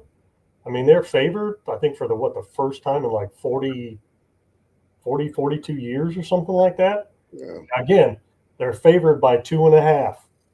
And what do the bookies always give the home team? Little extra. 3 points. 3 points. Okay. It's 2.5. So that could be made. They're saying that it's going to be really close, and LSU should probably win it. Yeah. I would assume that I would think that LSU can win this game, but they've got to play. They got to run the ball, and they got to play well at skill positions because they're good enough defensively to slow Vanderbilt down. Speaking of guys who've kind of imposed their will, Cam Scadaboo. And this guy is just, he's like psycho running back, but you can't take your eyes off him. He almost single-handedly led Arizona State back to beat Texas last year. What do you make of this guy, Drew? I guess he was a 4th-round pick, but what an animal this guy is. Well, he goes back to, and I'll throw this one at you. He goes back to a guy like Marion Barber. Yeah. And when you're violent, in the NFL, the violence wins at the end of the game. Marion Barber always used to get stronger at the end of the game. When we closed, 4-minute offense, everybody knew it was Marion Barber. But by the time we got to that, no defensive player wanted any part of him at all. He had wore them down. And I think when you're built low to the ground like Scadaboo and the balance he has and the strength, he's a hard tackle now. And it's a hard body type to tackle. He's not an upright guy. He's built like a fire plug. So hard to bring down. Like his violence. Let's just see how the year progresses, and let's see how the quarterback plays. Because again, the more tape he puts out there, the more defenses are going to take away from him. So either they're going to have to throw the ball, or they're going to take Scadaboo away, make him throw it, or they're going to take away what Jackson Dart does good, and they're going to have to run the ball. So you got to play one side or the other. But like the player, and again, violent running backs are hard, man. Yeah. They're hard. Because defense don't like it. They just don't. Yeah. Drew, when you see a player like Daniel Jones, who obviously went really high in the draft coming out of Duke, and clearly it didn't go well in New York, but you saw those flashes. Now he moves on to Indianapolis, and they're 5-1 right now. Daniel Jones is thriving. Just talk about his journey and the type of player he is and what you're seeing now from him, where he's looking really productive in that system. I think it's a lot to do with what surrounds them. What you ask them to do. Are you making him fit into your system, or are you taking your system and structuring it around what he does well? Which I think that's what they've done. Because he's a very good offensive coach. The head coach was a very good coordinator. He's got his hands in that piece of it. So, Shane's smart. And I also think that when you come into a situation where you may be a top 5 pick, most of the time that roster is not very good. And there's a reason why you're a top 5 pick. So you take a lot of punishment. Well, maybe he's seeing ghosts. Maybe he's feeling pressure. Maybe, there's a lot of things that, lend to these guys having kind of resurrections somewhere else. And the resurrections are usually because they go to better teams. Yeah. And they don't force them to do something they can't do. Do you think Baker Mayfield is involved in the game plan in Tampa Bay? Oh, yeah. Absolutely. Right? I bet you Daniel Jones is now too. Sam Darnold, he was a bust, wasn't he? Not anymore. But again, was he with a good team? Right? Geno Smith ended up resurrecting his career with Seattle. Was he with a good team to start out with? It's hard. Yeah. And again, why are they drafting quarterbacks high? Because they're a bad football team. Because the roster is not very good. Otherwise, you'd probably be drafted about 22, 23, right? Yeah. And you might have a quarterback then. Might. Yeah. Oh, Cam Ward's going through it right now. That's right. And they're not very good. Is it the head coach's fault? Is it the coaching staff? Or is it the roster? Well, probably a little bit of both. Because you can't tell me that Brian Callahan wasn't sitting there going like, okay, what's this guy do best and how can we help him? Yeah, of course he was. But again, Sometimes that doesn't matter, especially when you're not playing good defense, you're not playing good offense, right? Maybe not even good special teams. Yeah. So then you're in a hole, Then you force a guy to throw the ball 40 times a game. And here's the other piece I'll throw around. When I was with the Cowboys, if we ran the ball 25 times or more, we won every game but one game.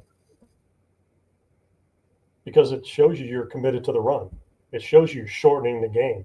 You're being successful. You playing complementary football. I mean, you run the ball 10 times and you throw it 50, normally you're going to get your ass kicked.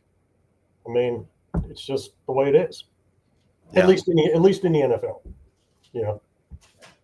Kentucky got any guys? Your last question for you, Drew. Yeah, I'm going to Lexington. They do. They've got a receiver, Macklin. They got a rusher that I still can't understand why he's only playing about 30 snaps a game, Cam Oles, because he's got some pass rush ability. They got two offensive linemen. They got Braun and Farmer, and the linebacker Collier is playing pretty good. Quarterback's not playing real well. Calzada's already been benched, and they got a young guys trying to kind of grow. Texas should be successful. Not a wicked environment to play in up there. It's not like they're walking into Death Valley. So, I mean, they should be successful up there. So, well, we appreciate it. We look forward to it every Thursday. I do too. Got to be honest with you. I do a lot of these, and trust me, there's a lot of them I don't enjoy. Just being honest. Yeah. Hey, last one for me, Drew, before we get you out of here. I see you got Justin Herbert behind you. He's having a hell of a year with hardball. Just talk about him a little bit, because he gives off this quiet assassin vibe where he doesn't say much, but he'll cut you when you're least expecting it. He's just a quiet kid. I mean, but again, if you can lead a huddle, you can lead a team. You don't have to do it all vocally. You can do it by your actions too. He's always a great leader. He's always a good worker. I mean, he's got all the traits now, and a cannon. I mean, and he's got touch, which a lot of guys that can rip it like that really don't have a lot of touch for some reason, but he does. And if Harbaugh likes you, I mean, it's hard, because Harbaugh doesn't like a lot of quarterbacks. He really doesn't. I mean, because he was one, and guess what? It's hard to coach him when you were that guy. It's just hard. So. No, I always enjoy you guys, and hey, appreciate you. I mean, I got a roll. I got another one. Yeah, appreciate you, Drew. But hey, appreciate you, Drew. All right, thanks so much. Let's do it again next week. There he goes, Drew Fabianich, Executive Director of the Senior Bowl, for our weekly conversation with Drew every Thursday. Yeah, that's good stuff. I love Drew's perspective, man. Like, I don't care how good you are. Your team sucks. It don't matter. Like, it's just. And like we're seeing in college, you could have a great team, and if you don't have the quarterback right, it can go south on you. And we're seeing that with Jackson Arnold. We're seeing that. We saw that with Drew Aller. If you don't get the quarterback right, especially in these high stakes. I mean, look, the quarterback saved Billy Napier's job last year. DJ Lagway going 6-1 last year saved Billy Napier, and everyone was like, "Oh, okay. Well, Lagway's he's gonna be back, and he's just gonna keep getting better." But then those injuries hit.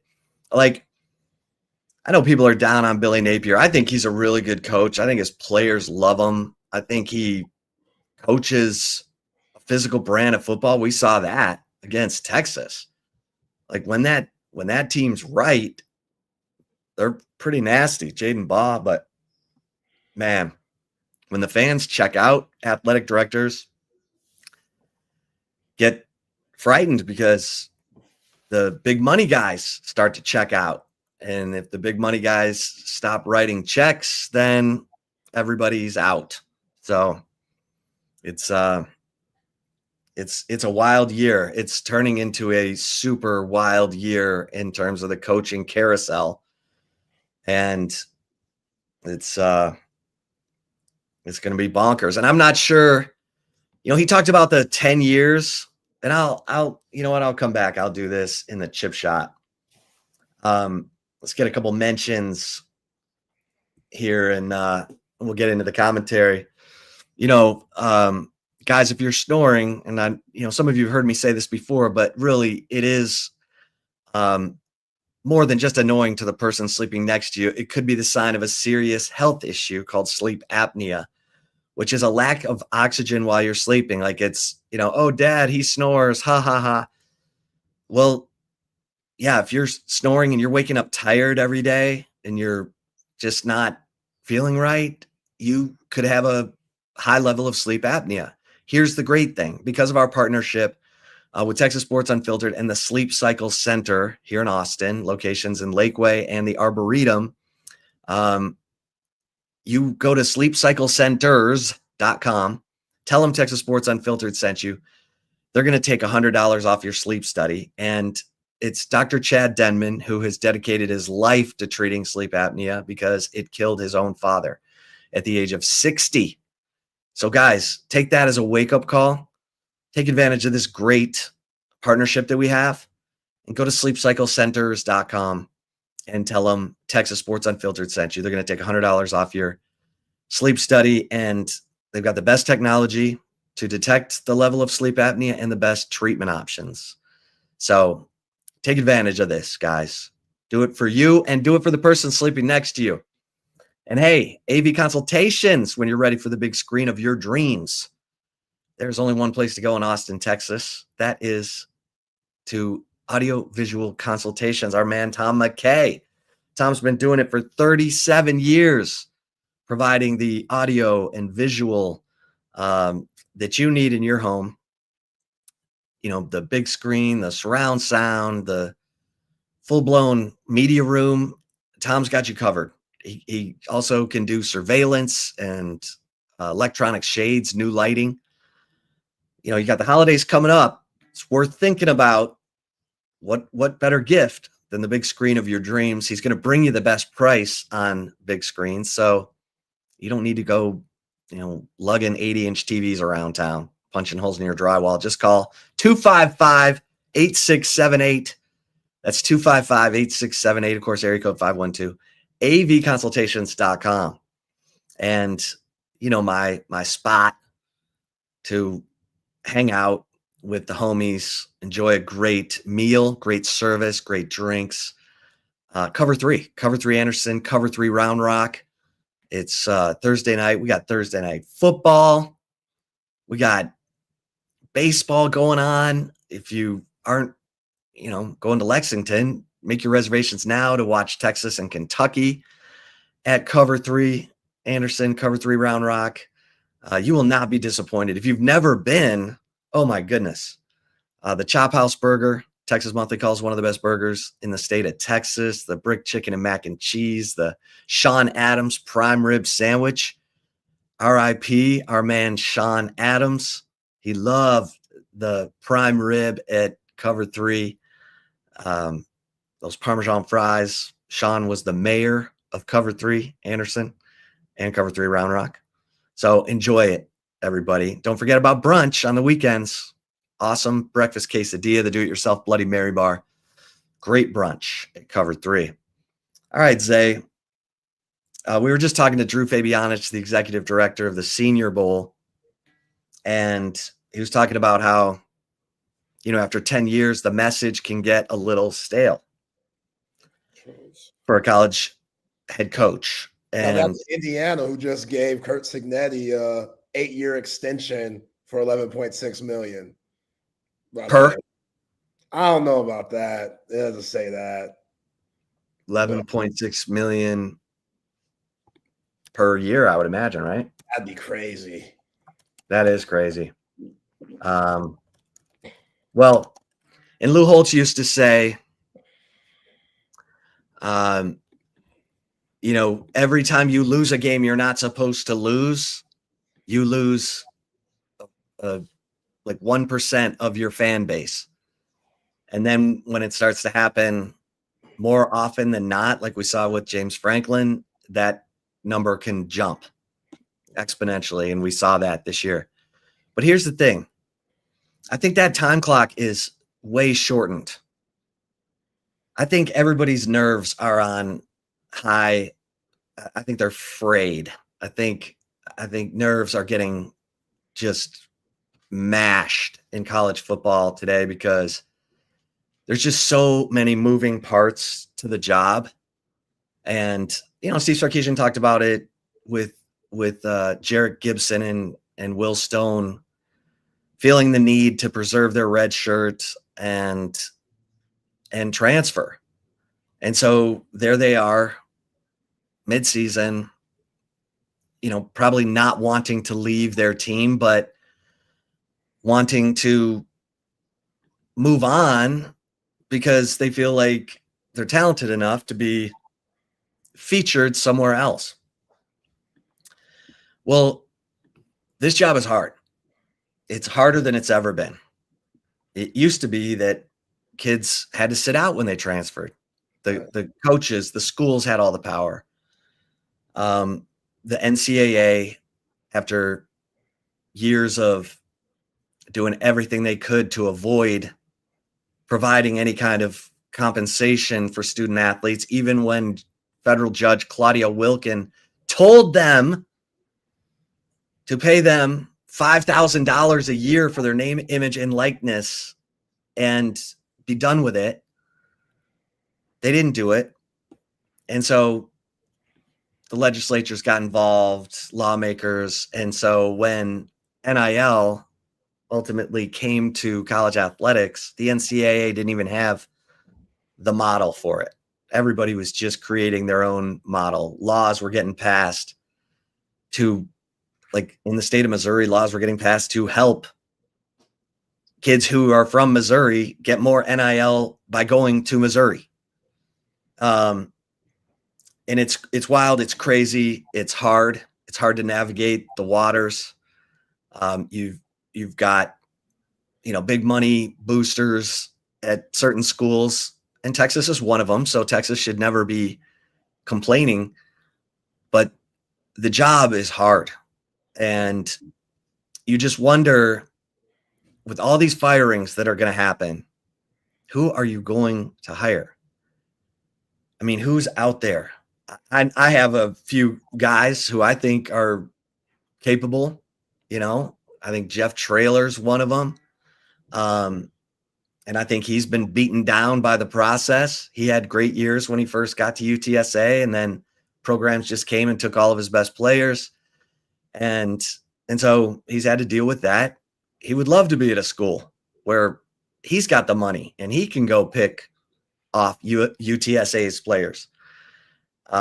It's a hard job, and you're looking at all of this. And I always talk about Texas fans, be happy that you've got alignment right now between the president, and right now it's an interim president, Jim Davis, but he's aligned. You got Kevin Eltife, the head of the Regents board, and then you've got Chris Del Conte.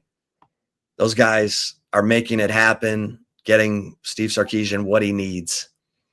But Texas wasn't prepared against Florida. They got embarrassed. Fans got mad. Steve Sarkisian got a taste of what it's like to be the head coach at Texas. He had not made many missteps since that 2021 season in terms of recruiting. He's been able to, he landed that pancake factory offensive line class. He got 5 defensive tackles in the portal. And so, everyone's holding him to this standard. Like, how the hell could you not have seen how bad this offensive line was going to be? Blah, blah, blah. It's a hard job. And just, I don't know where we're going with the James Franklin thing. I mean, I thought the Jimbo Fisher, I thought Texas drove A&M to make that move. Yeah. Texas was on the up, and they're coming to the SEC, and they're on the up. They've just been to the playoff. They won the Big 12. And A&M fans, they fired Jimbo after a lopsided win over Mississippi State. Like, they were like, we got to pull the plug on this guy. We can't have him keep winning. Yeah, we can't have him win.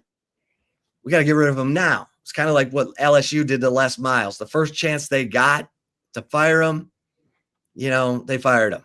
The guy's won like 68% of his games at LSU, won a national championship there.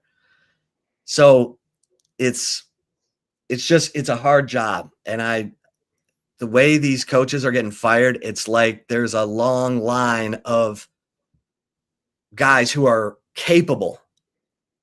Like Dan Mullen went to Florida and flatlined. Yeah. And I was surprised.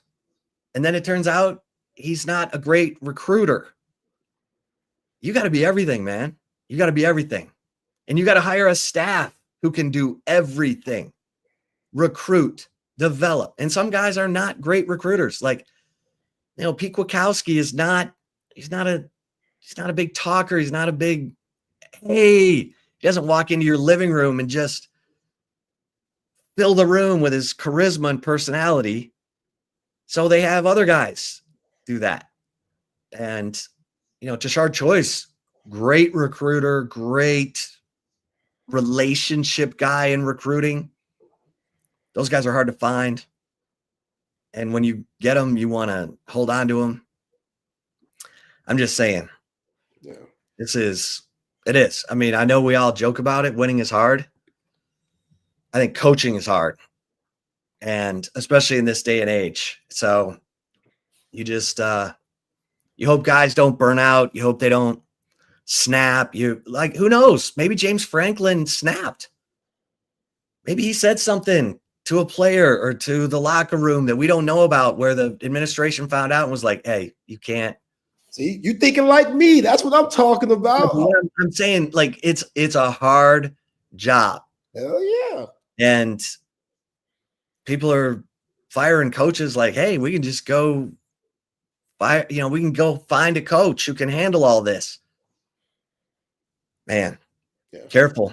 Dylan Raiola said our coach ain't going nowhere. Who said that? Dylan Raiola, Nebraska coach. He said Matt Rule ain't going nowhere. Indiana said we ain't even got time to muck around with this. Like, we ain't even playing no games. We're not even going to entertain the fact that Penn State wants to entertain Kurt Cignetti. I don't care if you from Pennsylvania. Kurt, what you want? You good here at Bloomington? What you want, dog? Yeah, his annual compensation is going to be $11.6 million. Yeah, hey, it had to be done. It had to be done. That's why if I'm Kurt Cignetti, I'm hitting up James Franklin and be like, hey, thanks, bro. I appreciate you, dog. I don't know where you are. You might be in the Bahamas somewhere, but can I send you a fruit basket to show you my appreciation for you getting canned and forcing Indiana to make this move? Because if James Franklin still has his job, Kurt Cignetti ain't getting no extension right now. That's a fact. Like, that ain't happening. I get he's doing well and stuff, but that's one of those, you call up James and be like, yo, let me take you out to dinner when you in town. If you ever in Indiana, I know a place.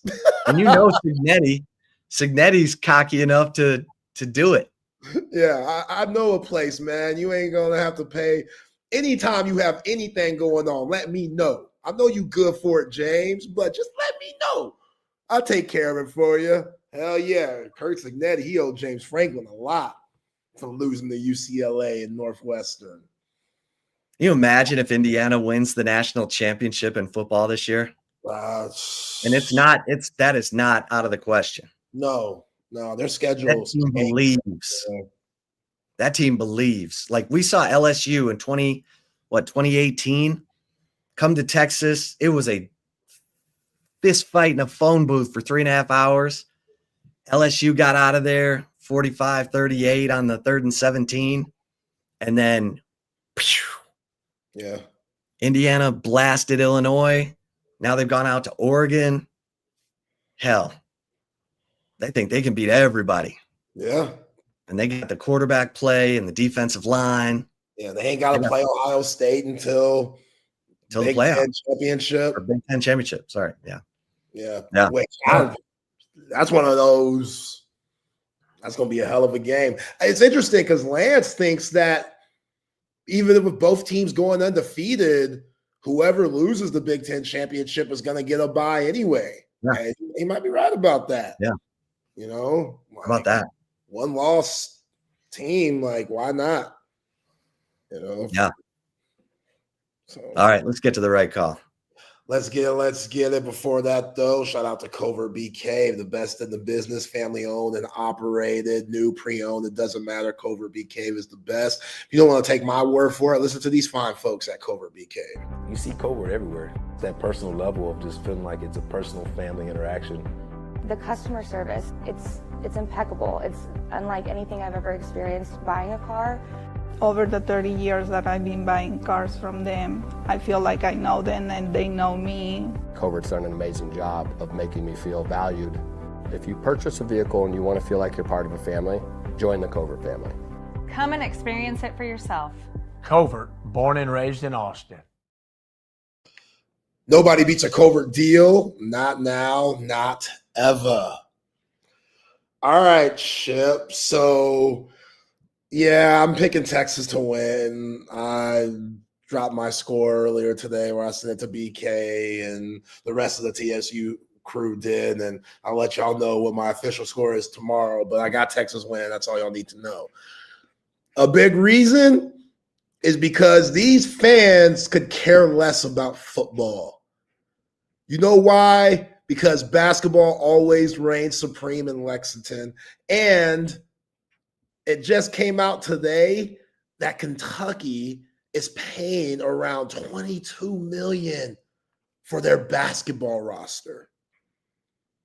$22 million for their basketball roster. There's only 15 guys on the team. Think about that. There's only 15 guys.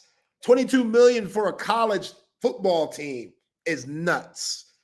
But for a basketball team with only 15 dudes, Texas last year spent about $3.6 million.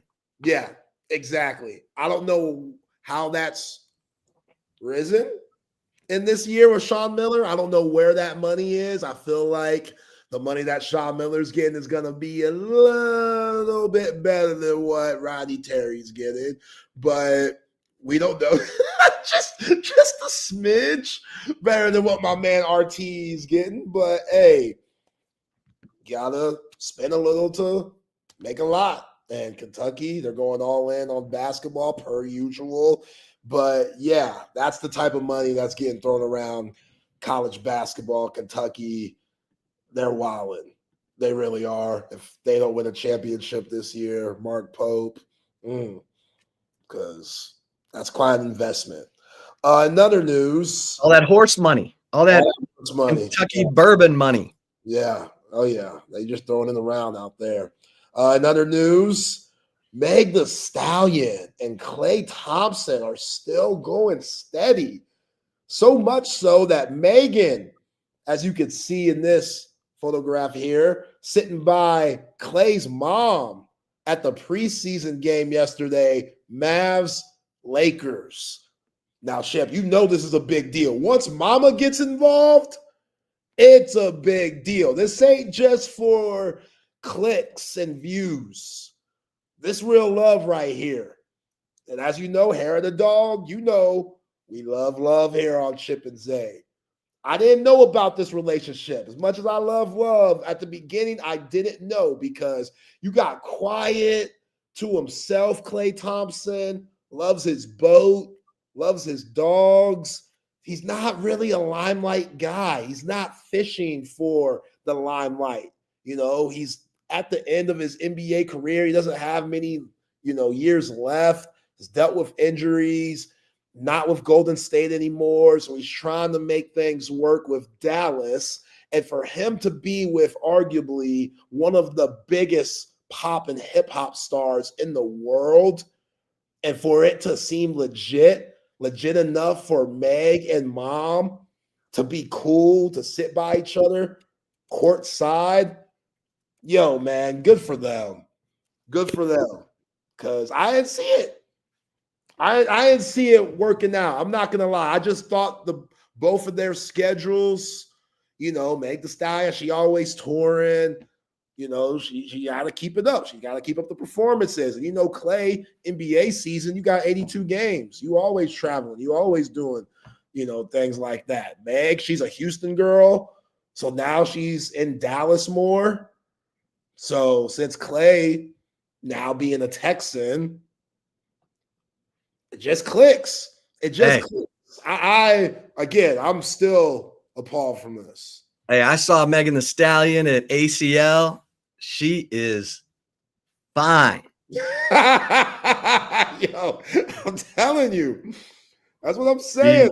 She got game. You got game. She could be with a lot of dudes, man. So Klay Thompson, again, I wasn't familiar with your game, Clay, but you're talking about one of the greatest shooters ever. And now you could say that on and off the court, if you know what I'm saying. So he seems so low key compared to her. That's what I mean.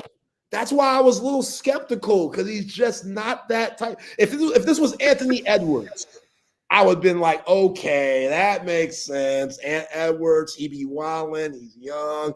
But that seems like a totally combustible relationship. Oh, that would be the most toxic relationship ever. So maybe Megan's like, I like Clay. No, and this is what these R&B hip-hop singers do. Like Sierra, she was running around with Future's crazy ass. That's her baby daddy to her first child. And Future, he's as unhinged as it gets when it comes to this rap game. So that didn't work out. So she needed something more stable. The stability there. It has to be there. Who is that? Russell Wilson. Calm, always at home, watching film, always about his job, God-fearing man. You know what I'm saying? Just stable. Meg, she's out here taking the page out of Sierra's book and doing her thing. Like she's been with all this craziness. Remember, Meg got shot not too long ago by Tory Lanez when she got shot in her toe by R&B singer Tory Lanez and that whole fiasco. So Meg, she was wilding in her younger days. Now Tory, who I think should be in jail for life because Megan Thee Stallion's that important, and if you shoot her in any way, I don't care if it was an accident, if you tried to, you gotta go for life. No free Tory. No, he has to go. He deserves to be locked up still. Jonathan, I'm sorry. Like, no free Tory, even though he did make good music. But no free Tory. Meg Thee Stallion. Again, she's a Texan. She's a saint. She could do no wrong in my eyes. Do we hang out with people who won't shoot us? What do you mean? I mean, can we just hang out with some people that aren't going to shoot us? I'm pretty sure when Meg woke up that day, she didn't expect to get shot by R&B singer Tory Lanez. Tory has a lot to lose, which he lost it.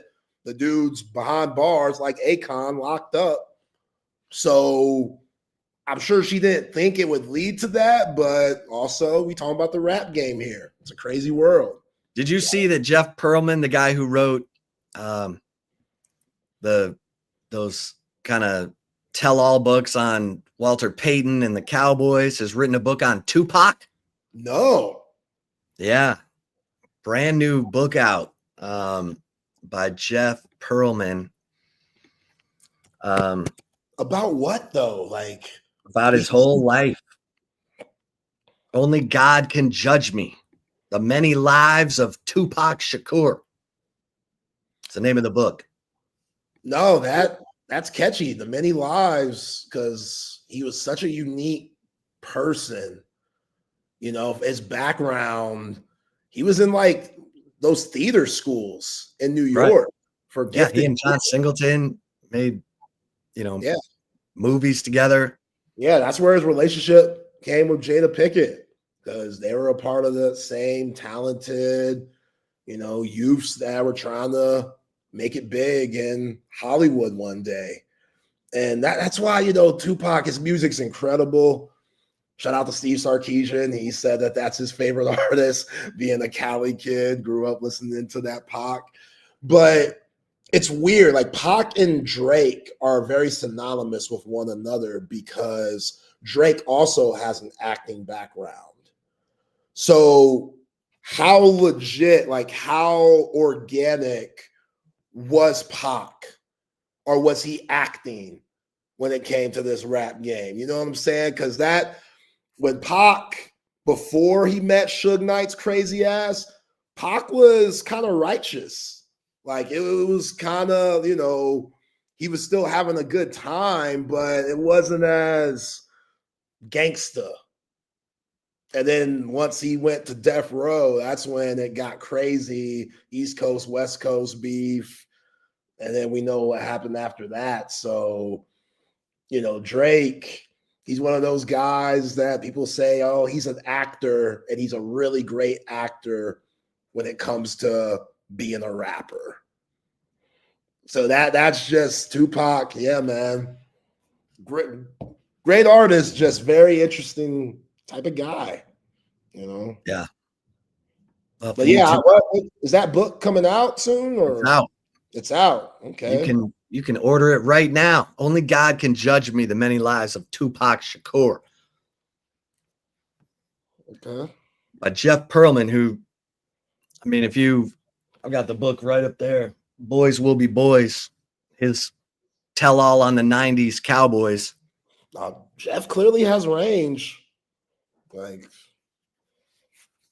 yeah, I'm very interested to see what that book's about. Like, what makes it stand out? Because we've heard a ton of Pac stories about his upbringing and things like that, and people have made biopics which have been horrible. But hey, Tupac's that big of a story, you have to at least try. But yeah, well, he probably answers your question in that book. Like, what really made Tupac go? Right. What was he really all about? Because I think so many people, you know, love Tupac, love his music. And again, he was taken too soon. So the mythology of being taken too soon, everybody else fills in the voids of, you know, oh, he would have been this, he was that. Yeah. And, you know, yeah, that's what I'm saying. Like, a lot of people thought that when he was going through the East Coast, West Coast beef, like, he knew how to, like his album says, keep all eyes on him. You know what I'm saying? He knew how to stay relevant and like give the people what they want. It was different, you know, dissing Biggie and the way he went about that, and just Mobb Deep and Nas. Like, he was dissing everyone. Like, like, who knows if, you know, whoever shot him, like, it was even someone that won Get Back for Biggie. Like, hit him up, baby. Hit him up. Hit him up, man. That's a ruthless song. Ruthless. Yeah. But Chip, we also know that Oklahoma folks have had a very tough week, losing to Texas and Red River. So Oklahoma. Yeah, where's Sooner Cowboy?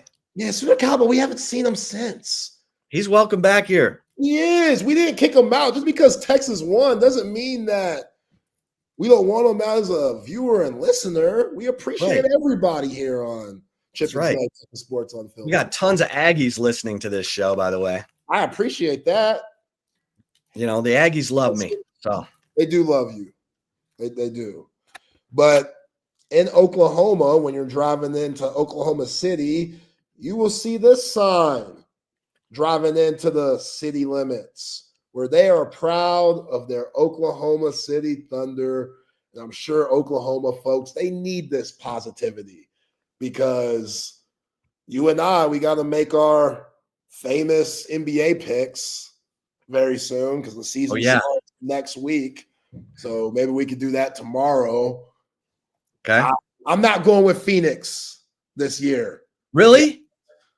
No. They screwed me 2 years in a row. You're going with the Rockets. I don't think I can do that either. I don't know if Reed Shepherd can be the guy that leads the Rockets to a championship, but who knows? All right. So tomorrow we'll have our picks, our football picks, and our NBA picks. I'll be coming to you from, well, actually, I'll be in Louisville tomorrow. How far is that from Lexington? It's like an hour. Okay. My cousin, the crazy Miami Hurricane, he and I are going to watch the Hurricanes in Louisville. Nice. Tomorrow night. Nice. I mean, the game's in Miami, so I'm not getting to go to the game, but yeah. All right, let's bring in the fellas. Open up the gym for Patrick and Matt. What's up, fellas? Guys. What is going on? Oh man, just covering everything from Cole Hudson and to Tupac. There you go. That's you. How many times have you heard those two names together in the same sentence? I don't know. Yeah, I think that might be a new one. That's definitely a first. Chip, have you been to Louisville before? You know, I have not. Do you like bourbon? Oh yeah. That's the bourbon capital of the planet. So do you have is there a distillery tour that is like better than another? Yes. Or? Yes. Well, Woodford Reserve is a little bit outside of town, but that is by far the best one. I had an absolute blast doing that. It was one of the coolest experiences. So if you have an opportunity to do it, I would do it. Okay. They get you, Matt? Were you stumbling out of there, or were you cool? I mean, I was super hungover when I got there. And hair of the dog, baby. Yes, exactly. So what happened was so the first thing they do is they take you into the sour mash room, which is like, it just smells like alcohol and it really hits you in the face. So obviously I almost got sick there, and I almost got sick a couple times throughout the thing. But then at the very end, they take you to the tasting room and they give you like 3 different kinds, and they give you like 3 different shots of 3 different kinds, and they have you try each one. And I tried the first one, and I felt like $1 million afterwards, and I've been addicted to bourbon ever since. Wow. Yeah, that's a very short version of the story, but I know you guys can't stick around for 10 minutes. So, well, I'm gonna text my cousin off the story. I might want to hear that later, but appreciate Yes. you guys, man. Y'all have a good show. Hey, see you tomorrow. Later. Appreciate you guys. Welcome in to does that. be fun. Welcome in to Open Gym here on Texas Sports Unfiltered.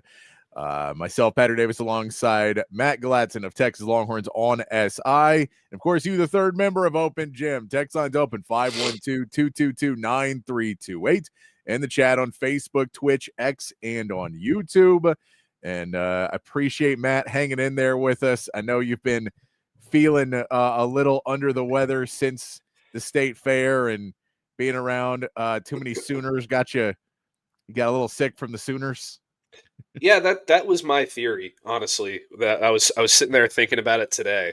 It's like, I was around a lot of people from Oklahoma. Surely they gave me some sort of virus.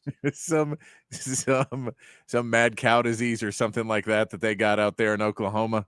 Yeah. That's still my favorite. Was there was a commercial in the game for Oklahoma University, and they were like, and in the top research facility in the state. And I'm like, yeah, it's Oklahoma. Wait, what other top research facility is going to be out there? That's not like saying the top research facility in a giant, state with a bunch of big cities. You're like, there's Oklahoma City.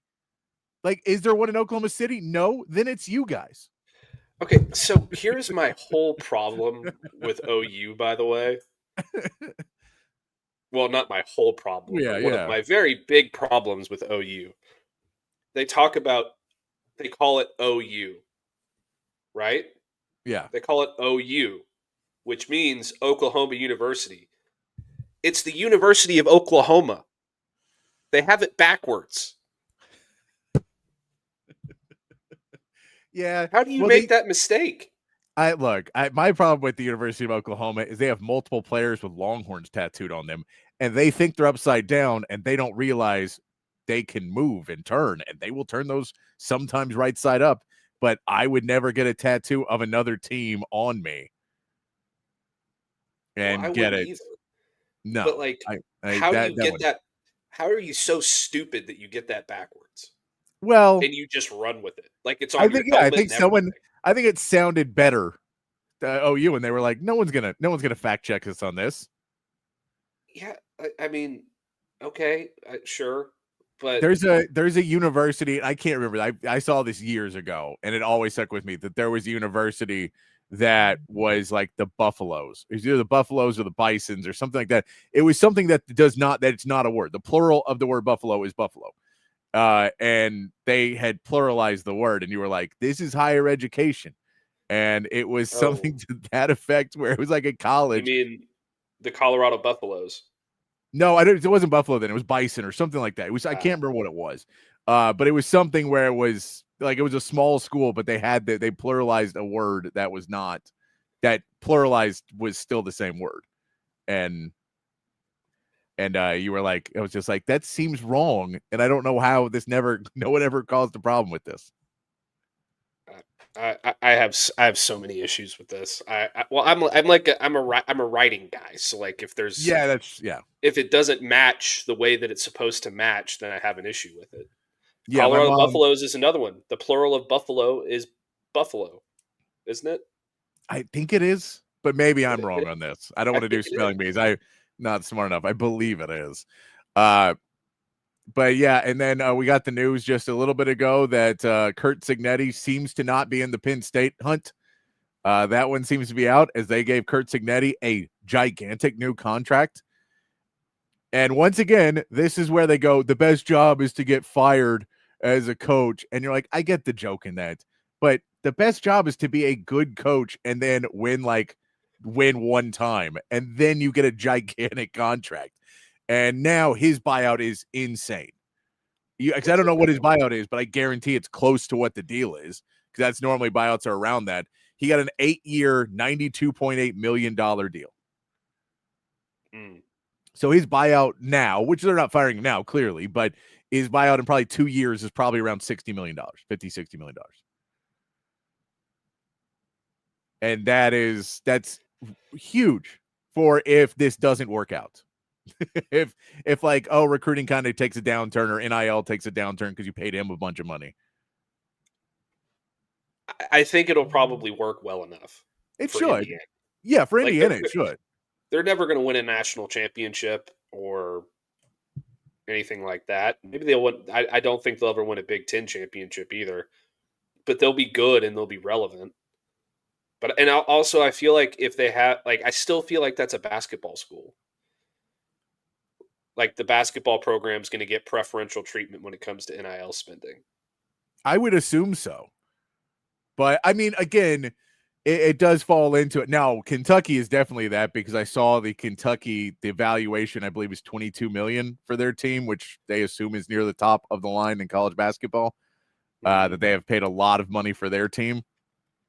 So we get into talking about Kentucky, understand where the priorities are in that school. Because that is they don't seem to be they seem to be focused much more on the basketball side. They're like, we're not good, and we can't afford to fire Mark Stoops right now either because we gave him extension a couple years ago when he was good, and then he's put up 2 horrific seasons after that.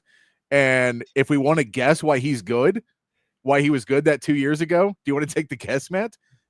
I would guess it's the head coach of the Jacksonville Jaguars, Urban Meyer. No, Liam Cohen. Liam Cohen was on Kentucky 2 years ago. Yes, he was. He was OC there, and then he was OC of the Bucks, and then he was the OC, and they have been terrible since he left. And it's like, I think you paid the wrong guy. I think you may have paid the wrong guy on this one. So now their buyout's too big. I still think it's like $30-something million to buy out Mark Stoops at the end of the year. They're like, we don't want to spend $30-something million for football? Come on now. And to think that the Aggies almost hired him. Almost. They almost got him. Guys, that would have worked out so well for us.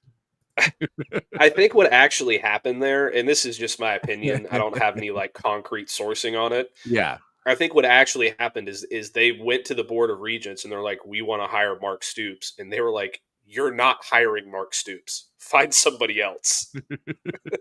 I could believe they went and got Elko. I could believe that. That does sound about right. We want to get into some more of the Kentucky game today, the Texas-Kentucky game. We have some audio from Sark speaking and his media availability today. We'll do our SEC power rankings in the 5 o'clock hour. Got my boy Bama Bruce Castleberry calling in at 5:30, so he'll join the show then. Give us some picks for the weekend, talk and tell us why Alabama is the number 1 team. I'm sure he will have a viewpoint on that. He has been good up until the last couple weeks. He was much more on the Bama. I think at one point I asked him where Bama was, and he said 11th. So he was low on him early in the season. Now it's higher. Clearly, because they've been winning some games and playing much better football. But he's not out of his mind a Bama homer, but he does watch a ton of SEC football and a ton of college football. So we'll talk to him a little bit later in the show, but let's kick it off, Matt. Speaking of the SEC, the student athlete availability reports that came out, the first one last night, and we got our first look at the Texas report and had some names that were somewhat surprising on it. Aaron Butler, Jonathan Cunningham, both listed is out with Cole Hudson. Cole Hudson out for this game. We know he's suffered from a toe problem earlier this season. Sark, we can play the clip in a little bit, but mentioned that this is the same injury somebody else on the team has already had this season and already come back from. So he feels that maybe it could be something that wouldn't be that long. But Cole Hudson will be out for this game, Matt. This is we finally saw the offensive line look as good as it's looked in that Oklahoma game. And Cole Hudson was probably still the weakest link of that offensive line at the center position.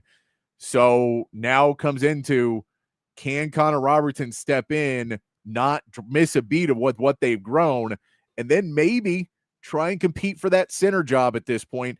I don't know if that's going to be possible. I don't know if they're just dead set on Cole Hudson, the guy, and they like him and they want to keep him there, or if Connor Robertson maybe can step into that role and be the new center going forward, depending on how long Cole Hudson's out. Well, I think that my biggest concern with Cole Hudson being out is that if Connor Robertson can't be any worse. That's no disrespect to. Yeah, look, he can be, but it would be really hard to be and still get the job. Yes, that's just me being completely objective. That is not me trying to take a shot at Cole Hudson. He has not been good. And so my big concern is if Connor Robertson is I don't think he can be any worse, but if he gets hurt, then who are they going to put him at center? So the depth there is a concern for me. Because offensive line is very dangerous. Trevor Gooseby got rolled up on in the last game and had to miss a couple plays. Who do they put in if Connor Robertson gets rolled up on for a couple plays? But I do think this is an opportunity to maybe figure out if you have something better. I just can't imagine it gets any worse. And maybe that's why he was struggling, because he was dealing with turf toe, I think, all year. Yeah. Yeah, so it could be. I mean, I don't think necessarily that would be why he was not engaging in blocks and things. But I mean, maybe he couldn't be as aggressive. Like, his mistakes are his mistakes, but maybe he couldn't be as aggressive or physical or whatever the case. But it gives you an opportunity to try something new, which I'm a fan of. Like, I've wanted them to try something new along the offensive line. They did one new thing last week, and I thought it worked out pretty well. And now they're doing a new thing this week, and maybe it'll work out well again. I guess you would put in Danny Cruz if Connor Robertson went down, because he's the other center on the roster. But I don't know that he's ever taken a snap. I'd have to go back and look. It'll be interesting because the depth on the offensive line already wasn't great. Yeah. You saw what happened when Gooseby went down. They had to move Brandon Baker over to left tackle and then bring somebody else in at right tackle instead of just bringing somebody in at left tackle. Yeah, they put in Chapman, right? Yeah, they put in Chapman, and he did okay in his 2 reps, but it's not the best news in the world. I think that if this was literally anybody else on the offensive line, I'd have more concern. I'll put it that way. I agree. I think if you're saying this is the guy that you're kind of more curious in this scenario, is Connor Robertson going to be able to come in and play a little bit better? And it may be an injury thing of whatever's been holding Cole Hudson back, whatever the problem may be, if it is turf toe, if it is whatever else, that maybe that would be the reason why he has had some struggles this year. But seeing that as a path for Connor Robertson to, get in and, I think the initial conversation when they talked about moving Hudson over to guard and then playing Connor Robertson, that's where we get into, how much of that was, do we want to see Cole Hudson at guard, and how much of that was we really would just like to replace Cole Hudson at center, because that is clearly not working. And if that's the conversation, now we get to see it for a week. Hopefully it won't be the end of the world against Kentucky. We'll get into the Kentucky defense in a little bit, but they do have a good defensive line. Shocking in the SEC. Someone has a good defensive line. But we will see that he will get tested for sure in this game. He's definitely going to get tested. And from what I've heard, the Kentucky defensive line is kind of similar to Florida's defensive line in the way that they play, their physicality and their movement and those kinds of things. And that's not a surprise because Mark Stoops is a defensive guy. Yeah. So, he's going to coach those guys up well. So it's going to be a challenge. If Kentucky has an advantage in this game, it is going to be their defensive line against Texas's offensive line. So they're going to have to maximize that for it to make a difference. I think Oklahoma had the advantage against Texas's offensive line, and they were able to scheme around their deficiencies and make it work. So it'll be a test. Now it's a little bit different and a little bit more concerning in the sense that, at least what Cole Hudson had going for him is that he's a senior and he's extremely smart in the sense of he helps to point out who who assignments are whose and all that kind of stuff, and he can help to call plays at the line and protections at the line. Maybe he does that more proficiently than Connor Robertson. So now you have two guys who are relatively inexperienced at your center and your left guard, as opposed to just one. So that's a concern for sure. But I think it'll probably end up being, a push for the, production at that spot more than anything. We also see on the injury report a doubtful for CJ Baxter, which is not what you wanted to see. You wanted to see that at least move up to questionable, but maybe a probable for this week. So another doubtful for him. We'll see what that report comes out with tonight and hope that it moves up to questionable. But normally Sark errs on the side of caution in these. But this injury for CJ Baxter, it is just, I don't know if he's re-aggravated it along the way or what, but for a guy who missed an entire year and was so willing to come back or so eager to come back, it does feel like this is just a tough shot for him to be out for this many games now. You could definitely use him in that running game. You could definitely use him to be another back for you, especially now that you have lost your other short yardage back in Jared Gibson, that you'd like to have him back for some of those more goal line carries or short yardage carries that Trey Wisner maybe not be as good at getting through, because Trey Wisner's, we showed you in the all 22, is great at finding a hole. But if you're going and you're talking about just pushing and just using your legs to churn forward, that feels like more CJ Baxter territory. And him not being there, you're just like, it's kind of these running back injuries, and the Texans are dealing with Joe Mixon. I know it's a different thing. It's a foot thing for him, which foot things are always scary. But that when a running back, if they're not healthy, you can't, there's nothing you can really do with them. And it is, we thought we had good news on CJ Baxter, and now it's, I don't know. Could this be 2 more weeks, 3 more weeks? Could this be the Georgia game as he come back? Like, it could, I mean, if it's really this long for him to come back, it could still be a while. Yeah, I don't really know where you go with CJ Baxter from here. It's always something. His freshman year, he was dinged up a lot. Yeah. Last year, obviously, it was the ACL. And I'm not saying it's his fault, but like at a certain point, it's like how many, like, when is this guy ever going to have a healthy run on the football field? And how is he going to develop himself into an NFL, to have an NFL future if he can't get on the field? And I think that this offense would be so much different with him in the game because, I mean, he's a 230-pound guy who has explosive speed and he can run through tackles. There's not very many players in the Texas running back room who can just run through tackles. Yeah. And he's one of them. So he's when he's healthy, he is very similar to Najee Harris. And that is exactly the kind of running back that Steve Sarkisian loves in his offense. That is everything that he wants from a running back. He had Najee Harris when he had that insane year with Mac Jones and Devontae Smith and all for Alabama that year. Yeah. And that's the perfect running back for his system. He just can't stay on the field. And it's brutal. It's absolutely brutal.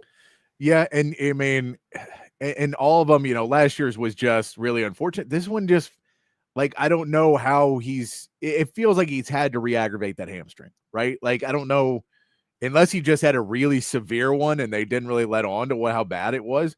But to see him walking around and everything else, it feels like it just isn't healing in the time that you would normally see a 20-year-old kid heal. Yeah, this is my initial thought. So we knew that Quinn Ewers got hurt in the early part of last year. We assumed it was during UTSA. Yeah. And that it was just going to be a couple weeks. And then we found out much later in the season that he got hurt in the second half against Michigan. And it was a much more severe injury than we were told originally.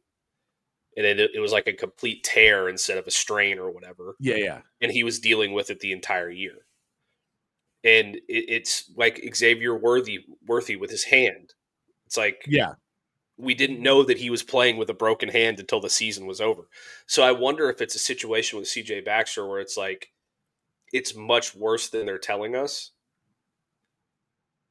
And that we'll find out much, much later what the actual injury was. Yeah. And I mean, considering the fact that he's not just out for all these games, leads me to believe that it's something still in like the hamstring area. Like it is still something that is recoverable, but it is every week just kind of doing the stress test and everything else on it. It's devastating to see for him. It's devastating, for the team, you don't want to see it either. But for the kid himself to not be able to have to miss so much time this season after coming back from injury, and just being, all the reports before the season, how excited he was for it to then just have this happen. And so, yeah, I'm curious now, maybe we'll see him move up on the report this week and all this is for speculation. But I think there's also a chance that it goes the other way and we don't see him till at first Georgia. And they just say, don't rush him back. Don't play in Mississippi State. Don't play in Vanderbilt. Take that whole bye week as well. And then in that's 4 weeks from now, 3.5 weeks from now, because there's a bye week in there. Arkansas, Texas A&M, and that's it. Yeah. Can you afford to do that? I don't know. I mean, because that's the other part is if Trey Wisner's healthy the whole time, then that makes it a little bit easier. But if he's not, then those become a much tougher decision. And I don't think, and look, the reality is if he can't go, he can't go. Yeah. And I don't think he's holding him back this many weeks and caution. It feels like it has been something where he's not able to get on the field and do the drills and do the things he needs to do to practice to be ready for the game. And so if he can't do that, he can't play on Saturdays. And that's, we'll see. I mean, basically tomorrow is the turning point. If he is still doubtful tomorrow or he's out tomorrow or tonight on the report, then we know. If he's not moved up to questionable, if he doesn't make a forward progress today, I don't think there's any chance he plays this week. And then that starts to lead into, okay, is he playing next week? Is he playing Vanderbilt? I mean, that starts to be rough because it starts to rally up the weeks. We also see on this, the questionables are Xavier Filsaime, Connor Stroh, and Murad Watson. Connor Stroh is you just don't want to see it because of the depth on that O-line. You talked about it earlier, Matt, that if Connor Robertson goes down, who's there? You just need to have some more healthy bodies on that offensive line. Just even if it's for a few plays, you got to have some guys to come in. So you hope that he's going to be able to play. He's questionable, not out. Phillips May played 12 snaps against Oklahoma. You could deal with him being out and just bump some other guys up a little bit more, and it wouldn't be the end of the world, but you'd like him to be there and be healthy, again, for depth because he is a good player, and you trust him out on that field. And then I think Murad Watson's probably the bigger name out there who plays the most snaps week to week on that defensive line. This is a game where you could probably deal with him not being in there as much. If he had to miss one, I think these are the 2 weeks you're okay with missing one, having a guy rest a week. Once you get to Vanderbilt, that all bets are off. We got to start getting back in. They got a really dynamic running back there. They have, of course, Diego Pavia as well, who is a really dynamic player. So, but Murad Watson seems like the biggest name in the questionables. We'll see where he's at and how he's able to bounce back. Yeah, I mean, I don't think that Nick Brooks, even though he's the best option at the position, obviously, after the last, 5 quarters of football, he can't play every snap of every game for the rest of the season. Yeah. The offensive line position is just too punishing. You're going to have to rotate him out at a certain point. So if you don't have Connor Stroh, I guess you'd go with Neto Umeozulu, which is fine, I guess. But I think you're right. I think Murad Watson's the bigger name there because I feel like he's been your best defensive tackle this year. He's extremely quick and he's great at getting upfield and his movement is different than the rest of the guys in that interior. So that would be a big loss, but I don't think that you necessarily need him in the pass rush this week against Kentucky. Yeah. I think this is probably better suited for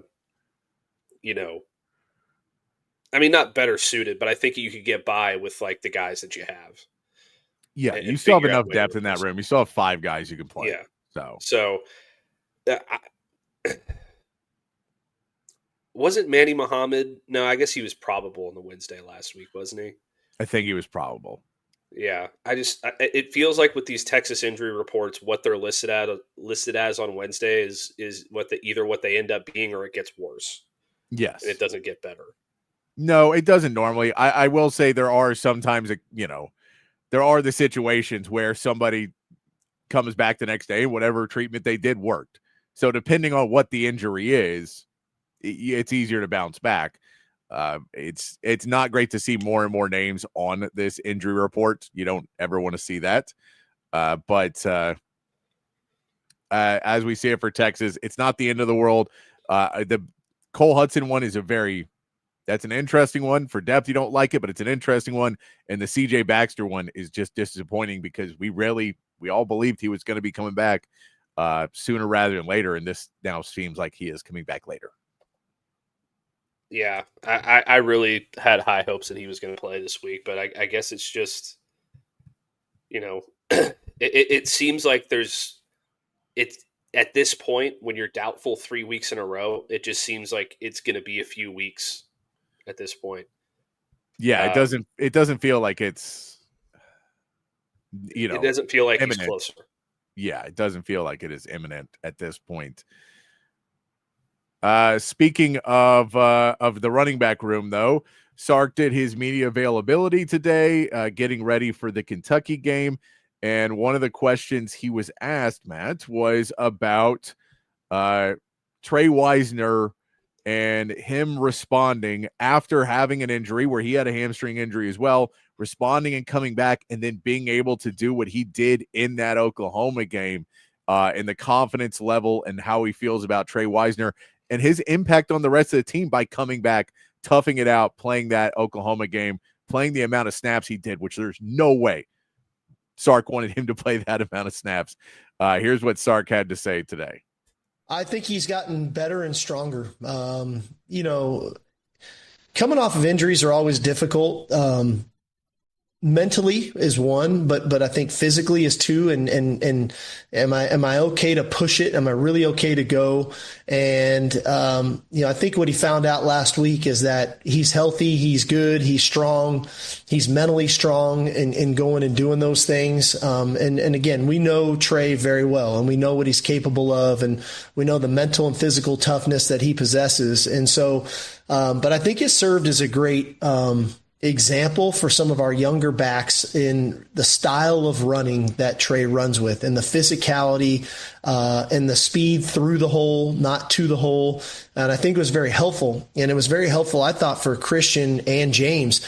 They actually practiced their best week of practice this week because I think they actually saw the healthy version of Trey Wisner and what it looks like to run in game and then come back and practice and go do it again this week. And so I'm excited for those two guys as well, because I think that sometimes you need to see it in person to be like, oh, that's what it takes. So that's how you got to run. Those are the arm tackles you have to run through. That's hey, sometimes it's not always about making a guy miss. Sometimes you got to run through his face and fall forward for 2 or 3 more yards. And when you have a guy of Trey's stature doing that, man, what am I capable of doing if I can start running like that? There is Sark speaking about Trey Wisner, saying he is faster, stronger, better after coming back from that injury. I don't know about faster, but better and stronger after coming back from that injury. And he did. I mean, like, he looked really good in that. It did look, I'll say this, it looked like the best Trey Wisner we've seen this season. That he was figuring it out. He was able to do the things he did last season that made him 1,000-yard rusher. And it's good to hear that some of the younger players, that a Christian Clark, who didn't get to play last season, so this is kind of his freshman season, getting out there and playing, and James Simon, who this is his true freshman season, that both of those guys were able to see somebody that they see kind of limping around a little bit in the game, coming back out, going back in, that they were going into the game and getting stopped, and then to come out and practice, and he shows up and then brings it again, brings that juice one more time, because they keep talking about it. That he is one of those guys that continually brings energy to practice and brings energy to the games. And for those young guys to see that and just be like, oh, you have to be a little bit mentally unstable to play this game at the highest level. To be able to play the game and be a starter at a big program and be able to play in big moments in big games, you have to be a little bit crazy. And Trey Wisner's got that little bit crazy that he, as a smaller guy, runs head first into trouble and sometimes finds his way out of it, and sometimes just has to keep plugging his legs to get 2 yards. But it's a good message to send, and it's great to hear that he's looking good in practice this week, because how he responded after that game as well, he could have come out and they've been like, yeah, we had to sit him on the bench for a little bit because he was just beat up after that Oklahoma game. Sounds like he's feeling good and ready to go against Kentucky.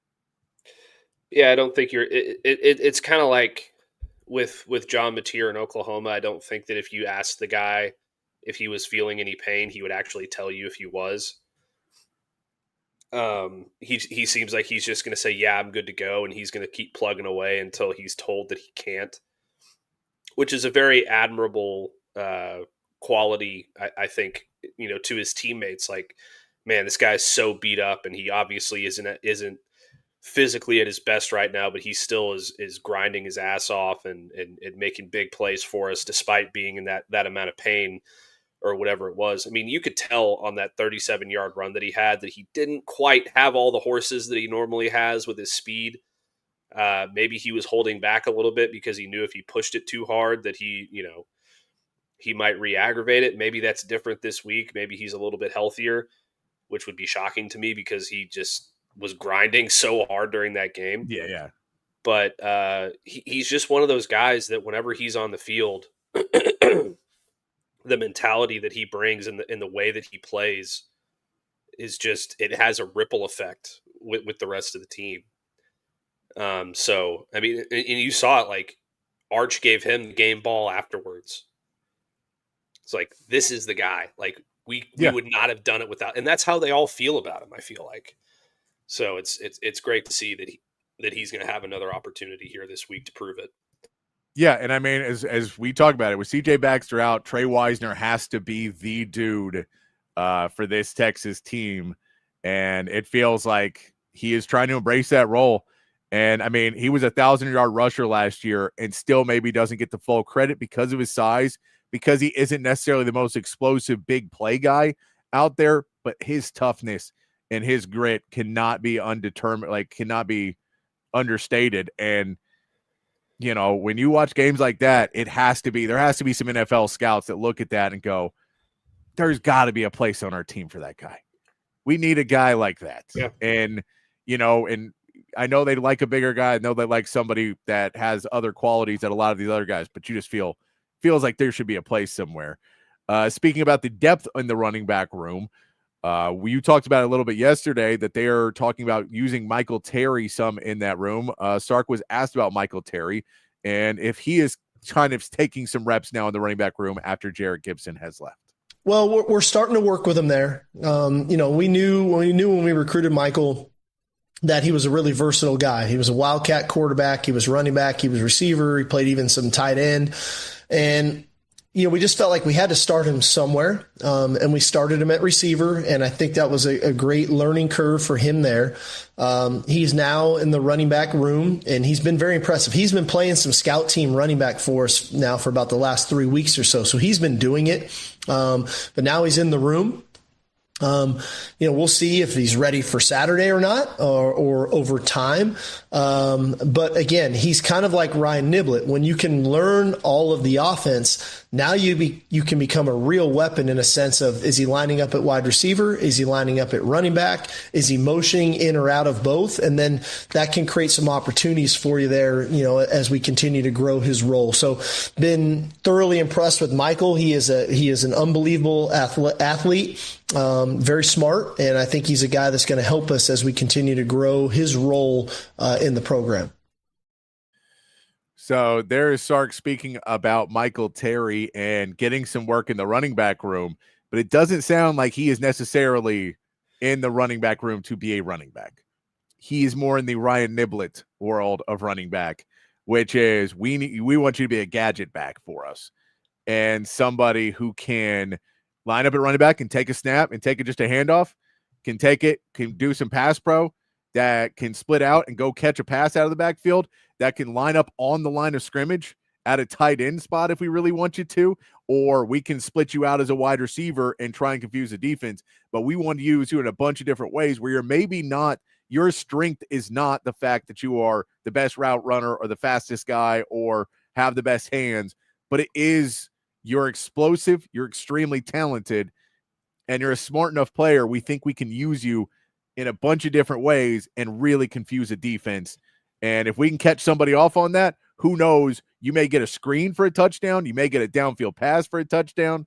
But, you know, and hell, he's you can use him for a wide receiver pass at some point. You can line him up at running back, slide him out to wide receiver, have him take 2 steps back and get a pass and have the wide receiver pass downfield because he's played quarterback too. So I think you just put all those pieces together for Michael Terry, and they're looking at a way to try and keep him involved and keep him in where he's maybe falling to the end of behind Khaleke Lockett and Jamie French and Dalen McCutcheon of the guys who came in just in the wide receiver room, just in that realm. They're like, we can use you in other ways, kind of the ways they've used Ryan Niblett. So here's the cool thing about Michael Terry, in my opinion. So you talk about Ryan Niblett. He's 5'10". He's 187 pounds, right? And he's a good. He's quick and he could be a decent receiver, and he's not necessarily going to be a mismatch or a guy that's going to run over you, or a guy that you have to worry about physically in any way, shape, or form. Like he's fast, but he's not like crazy fast or anything like that. Michael Terry is, first of all, Michael Terry is just as fast as Ryan Niblett. He might even be faster at this point. I don't know. But he's also 6'3" and 217 pounds. He rushed for almost 1,000 yards his senior year of high school. He had almost 600 yards receiving. and he had let me see, he had 30 total touchdowns that year. He can literally do everything. He could be a mismatch in the passing game because of his size and his physicality. He can be a mismatch in the running game because of his size and physicality. You could literally do everything is open to him. Yeah. So you could put him in motion. He's close, Mike. I didn't say he was faster. I said he's almost just as fast. So we'll say that he ran a 10.8 300 meter. Ryan Niblett ran like a 10.6 100 meter. So they're pretty close. There's not like a discernible difference between the two of them necessarily. So point being, you could put him up, you could line him up at slot receiver. You could send him in motion, and then you could bring him back and put him in the backfield. Yeah. And then you can run up the middle with him. Or you could do the opposite of that. And you could just utilize him in so many different ways. So I think it could be really fun. And he's obviously a fantastic athlete. So I would love to see him. I find it hard to believe you'll see him against Kentucky unless they're up big and they want to get him some reps. Yeah, but maybe eventually down the season, as the season progresses, he gets himself into a position where he could find the field a little bit more. But if you watch this kid's highlight tape, man, he just it's one of the most insane highlight tapes that I saw from that class. He literally does everything. Yeah, no, and that's why I say, like, I guess it's funny, all the different types of backs. Like a boutique back was more the one who has a few skills, but it's more trick plays and kind of stuff like that. A gadget back to me is more of a back that is Inspector Gadget. They have the ability to do everything. And so for his ability to be a back that can split out and be a wide receiver or, block for you or do everything you need a back to be able to do, that type of back is just so incredibly valuable to a team. And you have Ryan Niblett in there, but why not have another guy being ready to go step up into that role and to use in some different plays where you can use, and if you really want to go out there, you really want to screw with somebody, you can put them both out there and split them both out and do whatever you want with them because they're just really hard guys to figure out what's going to happen on the offensive play. And those are the types of things that we see. Yeah, absolutely. I want to see this guy on the field in some way, shape, or form. I really don't care what it is. If they started out at running back, that's great. Yeah. And as he learns these positions, he's going to become more dangerous in the sense of, I know what the receivers are going to be doing on this play probably better than most running backs do. So I can use that to my advantage when I'm running downfield, trying to get in the right position so they can block for me the right way or whatever the case may be. Yeah. He has an opportunity to be a game-breaking player, and I hope it happens sooner than later because they can do that. Yeah, Rodney, we're talking about Michael Terry being able to step in to do a bunch of different things in that backfield. And so Michael Terry is somebody that, you can use a bunch of ways, but also a true freshman. So you are kind of setting him up for an off season and setting him up for, next year we now have another year of building you into all of these systems. So even if he's not going to make a huge impact at any point this season, you're still getting him ready, and you are ready. That Mike, I get to that you say we need another running back. It's the midseason. There's nothing you can do. Our roster is our roster. That's who's playing football for us. So we can't go make a trade at this point, like in the NFL. So I agree. We need to get CJ Baxter back. They'll have more running backs coming in the recruiting class next year. That there's some really good names, and you're trying to get some more that you figure will be able to help Trey Wisner out if he stays another year here at Texas. But at the end of the day, you're trying to figure out ways with this offensive line that you may not always be able to just run the ball between the tackles. So you're going to have to figure out different ways. And that's where a Michael Terry, if you use him, and a Ryan Niblett for that same case, could be able to be used in some of these different situations to try and get you something kind of out of that running back game without necessarily just running between the tackles. So I think that's a very cool thing to see.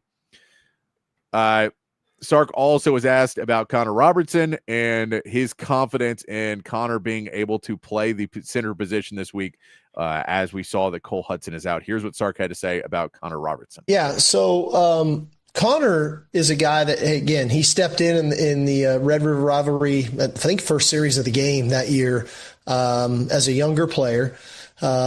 Has a start already under his belt this season. I think one thing that Connor has is he's got really good rapport with Arch. They're very close, and I think there's some connectivity there, which is important, the quarterback and the center. He's been in the system, so there's not a look or a call that he can't make to get everybody on the same page. So when you talk about continuity, it's not like we're throwing a new guy in there at center. This guy's been in the program. He's been in the system. He knows all the calls. So we're very comfortable with him that way. Cole's not. It's not some season-ending injury, but it is an injury. He'll be out. Hopefully, he'll be back sooner rather than later. Time will tell. We have another player on the team who has a very similar injury who bounced back probably quicker than we anticipated. So hopefully he's not out very long. There's Sark with a little bit of a Cole Hudson update. Said a guy's already bounced back from the same injury, similar injury, so maybe it won't be that long that he is out. But Connor Robertson, he knows it. He's been in the system. He's already played some this season too, so you do believe that he should be able to step into this role and not really lose a step on Cole Hudson, who's just not been very good this season. Yeah, I mean, like we were saying earlier, I don't think it's going to be a huge drop-off.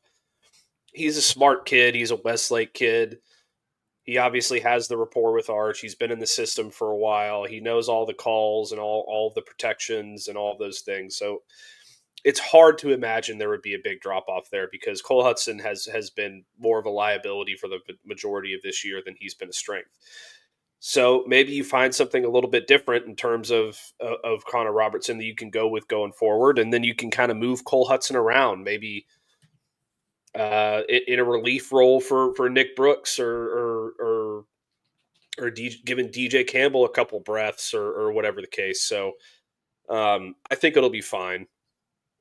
Of any injury that I've seen on the report so far this season, that's the one that has concerned me the least, especially when you consider the fact that he expects him to be back sooner than later. Yeah. So if it's going to happen at any point in your schedule going forward, it's probably best that it happens against Kentucky. Yep, I'm with you. This Kentucky, Mississippi State back-to-back, I get they're on the road, which is not great, but you're going to, you're playing after that, you're playing a Vanderbilt team that really, really, really, really, really wants to beat you and has some players to get that done.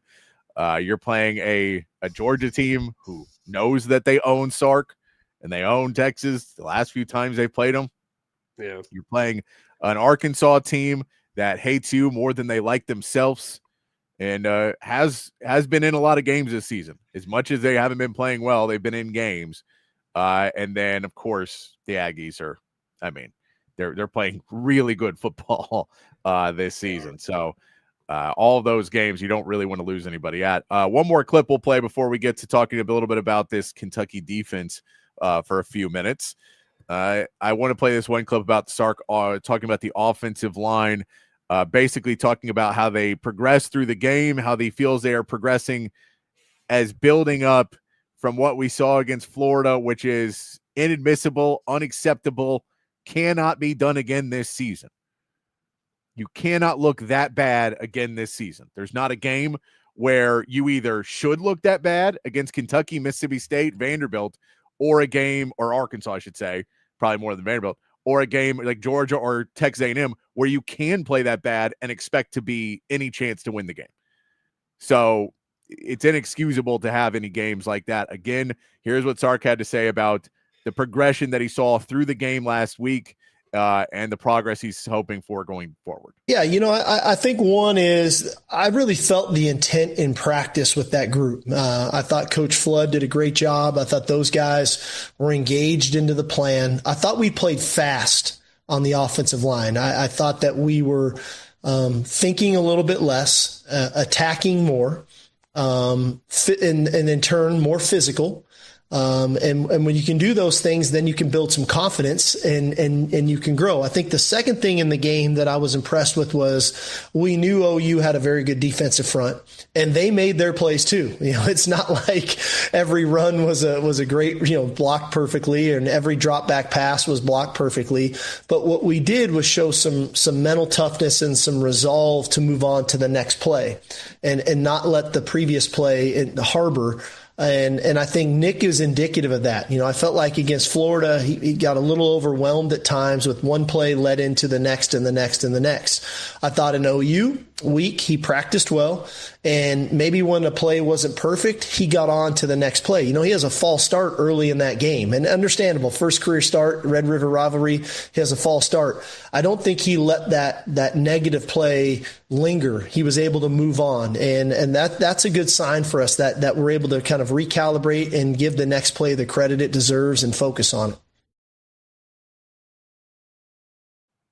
There is Sark speaking about the offensive line, and maybe not the quality you'd most want to hear that really improved. Maybe it'd be like blocking or, toughness or grit, but it is something that they do have to do, because that is really how penalties escalate in the game. Is you get a hold and then you get a false start because you're trying to get the jump because you're so afraid that guy's going to get past you again. Or you give up a sack and you get a false start, or you get a hold. All those pieces where those penalties will be, or where you start to get in your head too much to where you start thinking, all right, if they're coming, I could have to block 7 guys on this because he could be coming at me and he could be coming. So I got to get up and then you Cole Hudson it and you stand up and one guy runs past you and then no one else comes. And then you're just standing there waiting for the next 6 to come at you while Arch is on his back behind you. And I think that's happened too often, that they kind of get in their own heads, especially in that Florida game. And so for Texas, that's a positive thing, but also there's still we're talking about a ceiling for room to grow. They're fine. They are Empire State Building, room to grow for this offensive line. Yeah, I do think that it's important that Nick Brooks has figured out how to move on to the next play, because you go back to that Dallas Cowboys Giants game a few weeks ago, and you remember that, I think it might have been the right tackle for the Giants who had 4 false start penalties in a row because he got in his own head, and the next thing you knew it was 2nd and 50 or whatever it was for the Giants. It's very important for a young player to be able to move on from those kinds of things. And that's one of the many things that I thought that Nick Brooks was able to improve upon in his first start. I also thought that he was better just in general in pass protection. I thought that he was physical. I thought that he was aggressive and finding other players to block after he had finished his first assignment and moved them out of the play. He was being active and finding other ways to help out. And he's athletic enough to move along that line and back and forth and pull and all those different things that Connor Stroh wasn't able to do. So you put all that together, you start to have some faith in the left guard spot. I mean, you have to see it week after week, right? It's one doing it well once isn't enough for me to believe in you. It gives me some hope, though. So I think that that's going to be extremely important for them. And I think that kind of reverberates for the rest of the offensive line too, because it gives them a little bit more faith that, okay, I can do my job better now because I know that he's going to do his job better. And we're all confident that we're going to take care of our stuff and we don't have to worry about helping out another guy or whatever the case may be. So that's all very important. I think that these next 2 weeks are going to be extremely important for this offensive line's development. And I wish they would have figured out this issue earlier. And maybe after Ohio State, you try starting you try putting Nick Brooks at left guard and see what happens, and then maybe by this point he's a bona fide strength on your offensive line. I don't know, but at least they're moving in the right direction. Yeah, it does feel like they're moving in the right direction. And speaking of the offensive line and what they need to do, let's talk a little bit about this Kentucky defense. They do have a defensive line that you're going to look at that is going to be able to push Texas and push them hard. They do line up 3 on the offensive line a lot, though. So you may be able to double team some guys and push off. Mark Stoops is going to try and find different ways. He's going to be able to watch the film on what has worked against you. He's going to watch that Florida film and just go, let's try all of these things that Florida did, because they have a somewhat similar offensive line. And this is a game where if you can run the football on Kentucky, if you can run the football on these guys, you'll be fine. Mm-hmm. Because, and I know that's kind of similar to everybody, but this is a team, the secondary is not great. They have 6 interceptions on the season. They are a decent opportunistic team, but they're not great. They've struggled in tackling. They've struggled in coverage at times this season. So you can pick them apart through the air, but if they're able to drop 5 back and rush with 3 and get pressure, it's going to be a really long game. And so what you'd like them to be able to do, what you like to make them do, is make them have to bring up and start crunching up in that box, because Trey Wisner is getting through the line of scrimmage and Trey Wisner is getting to the outside. And if you're able to get that second level multiple times, it's going to make them have to use more and more resources to try and stop that run, because they, again, don't want you to just run all over them either. No team wants that to happen. And that'll allow Arch some time to go find one of his many receivers that he's got. But if you're relying on Arch to go get it because they're getting pressure with 3 guys, again, this is not going to be a game that any of us are going to want to talk about on Monday. Yeah, look, I mean, Kentucky's defense has not been up to snuff so far this season, but there is talent there, especially along the defensive front. They're 14th in the SEC in scoring defense. They give up 27.8 points per game. They're 12th against the run. They give up 153.6 yards per game. They're 14th against the pass, 248.6 yards per game. And they're 15th in total defense, and they give up over 400 yards a game. So this defense you can move the football in this defense. I mean, Georgia slapped them all over the field a couple weeks ago. And so did South Carolina, who's not very good. So that gives you hope. They have the ability to get after the passer. I think, they've got 7 sacks this year, which you'd like to see more if you're an SEC team by game 6. But, like Steven Souls Jr., the edge has 3 sacks. He's a really good player. He grades out really, really high on PFF. He's got a 91.7 PFF grade in the pass rush. So, and their run defense grades are also very good across the board. Yeah. On the defensive line. So they play sound football. I feel like they give up a lot of explosive plays. Maybe that's on the back end. But they have a tendency to give up explosive plays in pretty much every facet. So, if you can dial them up and you can make them happen, then you can score a lot of points on this defense, but you have to do everything right because they have a lot of talent, especially in the front. Yeah, I think you'll also see, again, some of these short passes to try and get to 5-10 yard passes to try and get Livingston or Wingo, especially as a player like that, but even Niblett maybe sometimes. The ball in a little bit of space and let them go, because the tackling problems in the secondary are one of those reasons why you've seen so many explosive plays downfield. Is if you're able to get in there, they're not necessarily the most sound and talented at going after you. You don't have a lot of Michael Taps or anybody else who's really trying to go in there and make a big boom. They're trying to just get a tackle down at this point, and you want to be able to push those. So I think you could see just trying to get the ball in the hands. And, we'll see even, I imagine a good amount of screens in this game.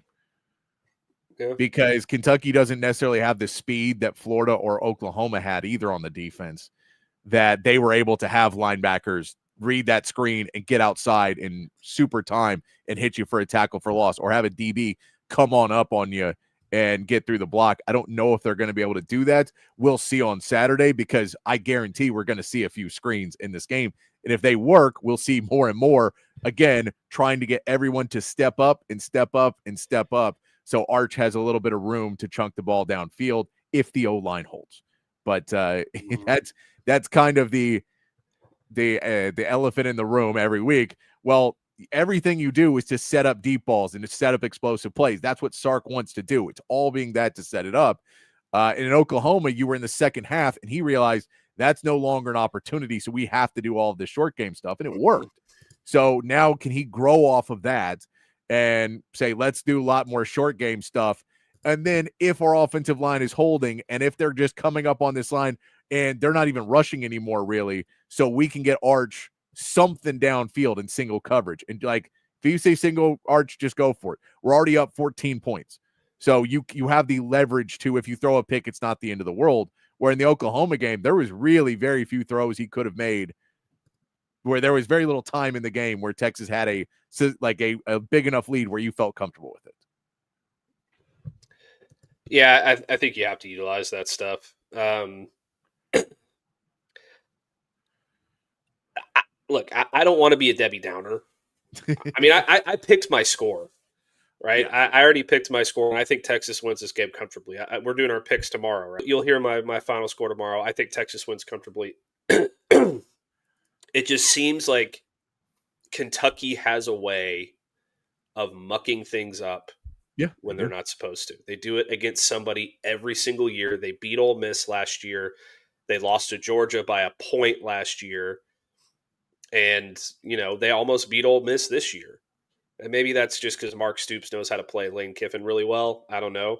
But Kentucky has a way of showing up in these games and just mucking things up. And I'm worried that this could be one of those games because they grade out really well on PFF in a lot of different areas defensively. So it's a concern that, like, you have to find ways to attack them. And I think it was a lot like what I said with the Florida game. And granted, you're not playing in the swamp either. I don't think half of the people in that stadium care if Kentucky wins or loses. That's just how their football program is. But I think you have to come out and hit them in the mouth early and not give them a reason to be hanging around, because Mark Stoops is really good at, when his team's hanging around, being able to take advantage of it. So that's something that you have to watch out for this week. Like, Texas needs to take care of business early and get up early and put them out of their misery. Otherwise, it could get hairy. And that's kind of where, I'm interested. I'm not optimistic about Sark's script. I don't like Sark's scripts normally. I think Sark's scripts work perfectly to build up for things later in the game. I think he does that very well, but I don't think they work. Just in a general sense, I don't think his scripts normally work.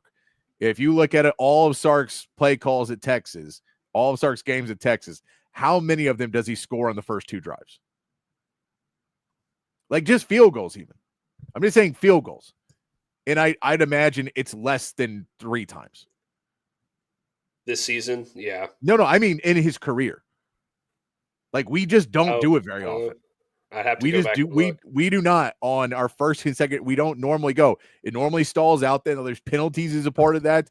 I think that's a huge piece when you talk about what Texas has to do early in this game to get going, because you want to do short yardage. If you can walk out in your first drive, you go out and, hopefully you get to the first, you get the ball to start the second half.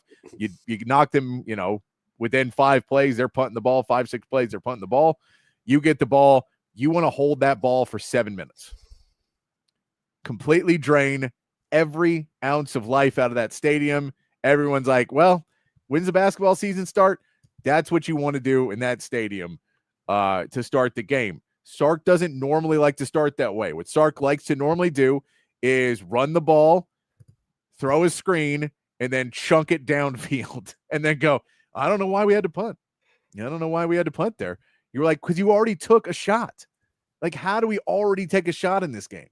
Nothing's set up. Nothing. They got 5 DBs back. We don't need to be taking a shot right now. So if he's able to do that, and especially if Trey Wisner is able to run the football, Trey Wisner is able to get a couple holes there and, get 4 or 5 yards of carry early on, you're golden, because then you can just kind of run the clock a little bit more and suck the life out of them, build that defense, break that defense down. But that is wishful thinking for how Texas normally started.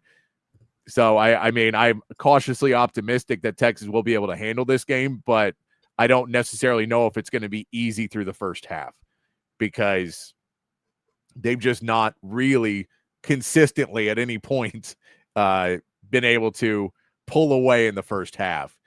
And so I don't necessarily believe that it's going to be that. And Kentucky's they're an SEC football team. Mark Stoops is no idiot. He is he's not the best coach in the world, but he's a good defensive coach. And he's going to make it hard for an offense that has struggled for most places except against Brent Venables and OU. So, and again, for everybody on this team and every coach, please be aggressive, aggressive of defensively and aggressive in the sense that your players better well know that they could lose this game and the season could be over very easily. The winning one game doesn't mean anything. I know that you kind of say that, Cash, they keep saying that. Everybody knows, and they get to watch these games. You need to say that a million times, that if you're not up for this game, that if you're not up for playing in the SEC, you don't belong in the SEC, because this is how teams get knocked out of the playoffs here. It's the reason why Georgia has the problems they have is they don't get up for every game. And the reason why Ole Miss almost lost to Washington State, they didn't get up for the game. The talent level's there, the coaching's there, but if you all think that it's too easy, it's going to be a really, really long Saturday once again. I do know that, back to your point about Sark and his scripts. Yeah. I do know that the last Power 4 team that Texas scored a touchdown on their first drive against was Arizona State in the college football playoff last year. I know that they did it. They scored a touchdown in 5 games on their first drive last year. Okay. There was 2 other games where they missed a field goal on their first drive. Okay. But this season they've done it once. Yeah. And that was against Sam Houston State. Yeah. And they got into a 3rd and long on that first drive. Yeah. So I think it worked okay last year. I think that it has not. The opening scripts have not worked so far this year, and maybe part of that's because of the offensive line, and part of that's because of Arch's struggles early in the year. Yeah, kind of an amalgamation of stuff. But that's Sark's job to adjust to and figure out. So that is why he gets paid the big bucks. Yeah. So whatever they were doing last year against Kentucky and Mississippi State and UTSA and Clemson and Arizona State, which were the 5 games that they scored a touchdown on their opening drive, they need to get back to that. Yeah, let's do that again. Let's score. Again. Let's go score on your first 7 possessions, and then I'll be happy. Let's look at the Kentucky drive from last year that opened things up. Why don't we do that, huh? All right. Your first play of the game was a loss of 5 yards on a screen pass to Trey Wisner.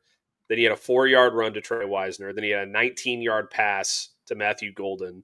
Then you had a 14-yard pass to Matthew Golden. Then you had 2 6-yard runs by Trey Wisner, another 20-yard pass to Matthew Golden, a 1-yard run, an incompletion, and then a touchdown to Gunnar Helm from 3 yards out. So you had Matthew Golden. That probably played a major role in why you were able to score on your first drive in a lot of those games. I'll say that. I think it is. All right, we're going to take our first break. We'll come back. We're going to do our SEC power ranking. Still got Bama Bruce coming on the show to talk some SEC football about the weekend, some picks and some games he likes over the weekend. We'll get into all of that. We come back here in about 2.5 minutes right here on Open Gym on Texas Sports Unfiltered. Now, stepping up to the plate is a household name, weighing in at roughly 115 pounds with a wingspan of 98 inches. It's Samsung. Kid, I know it's baseball season, but this isn't what I meant when I said to incorporate sports into the company commercial. Sorry, old man. I just want everyone to know that audiovisual consultations can make your home feel like a stadium. That's true. Audiovisual provides stadium surround sound, huge screen video, controlled lighting, and even temperature control. On our roster, every customer is an MVP. Sounds like audiovisual knows how to score a home home run with our customers. All right, kid, that's enough with the baseball puns. But I'm trying to tell everyone that audiovisual is a real catch. You'll love our services. Kid? There's nothing coming out of left field when you give us a call. We won't break your balls. Kid, we only have a minute. Pitch, please. I don't need your attitude right now. Rest assured, listeners, audiovisual is much better at installing and designing custom home theaters than we are at making jokes. Just check our stats. Give us a call at 512-255-8678 or visit us online at avconsultations.com. You see covert everywhere. That personal level of just feeling like it's a personal family interaction. The customer service, it's impeccable. It's unlike anything I've ever experienced buying a car. Over the 30 years that I've been buying cars from them, I feel like I know them and they know me. Covert's done an amazing job of making me feel valued. If you purchase a vehicle and you want to feel like you're part of a family, join the Covert family. Come and experience it for yourself. Covert, born and raised in Austin.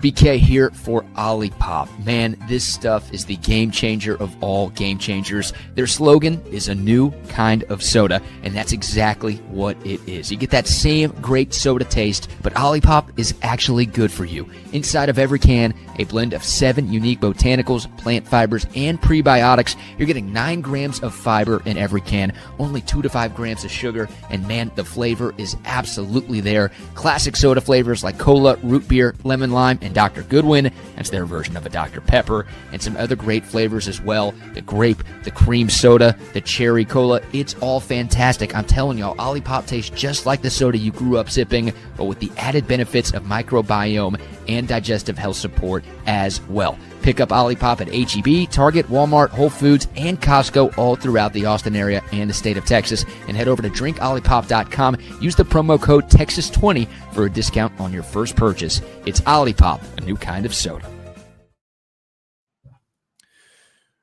Back here on Open Gym on Texas Sports Unfiltered. Myself, Patrick Davis, alongside Matt Galatzan of Texas Longhorns on SI. And, of course, you, the third member of Open Gym.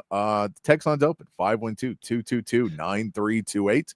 And over there on the chat on Facebook, Twitch, X, and, of course, on YouTube, where you can give us a like and a subscribe if you do not, if you enjoy what we do. And then if you do not mind enjoying what we do.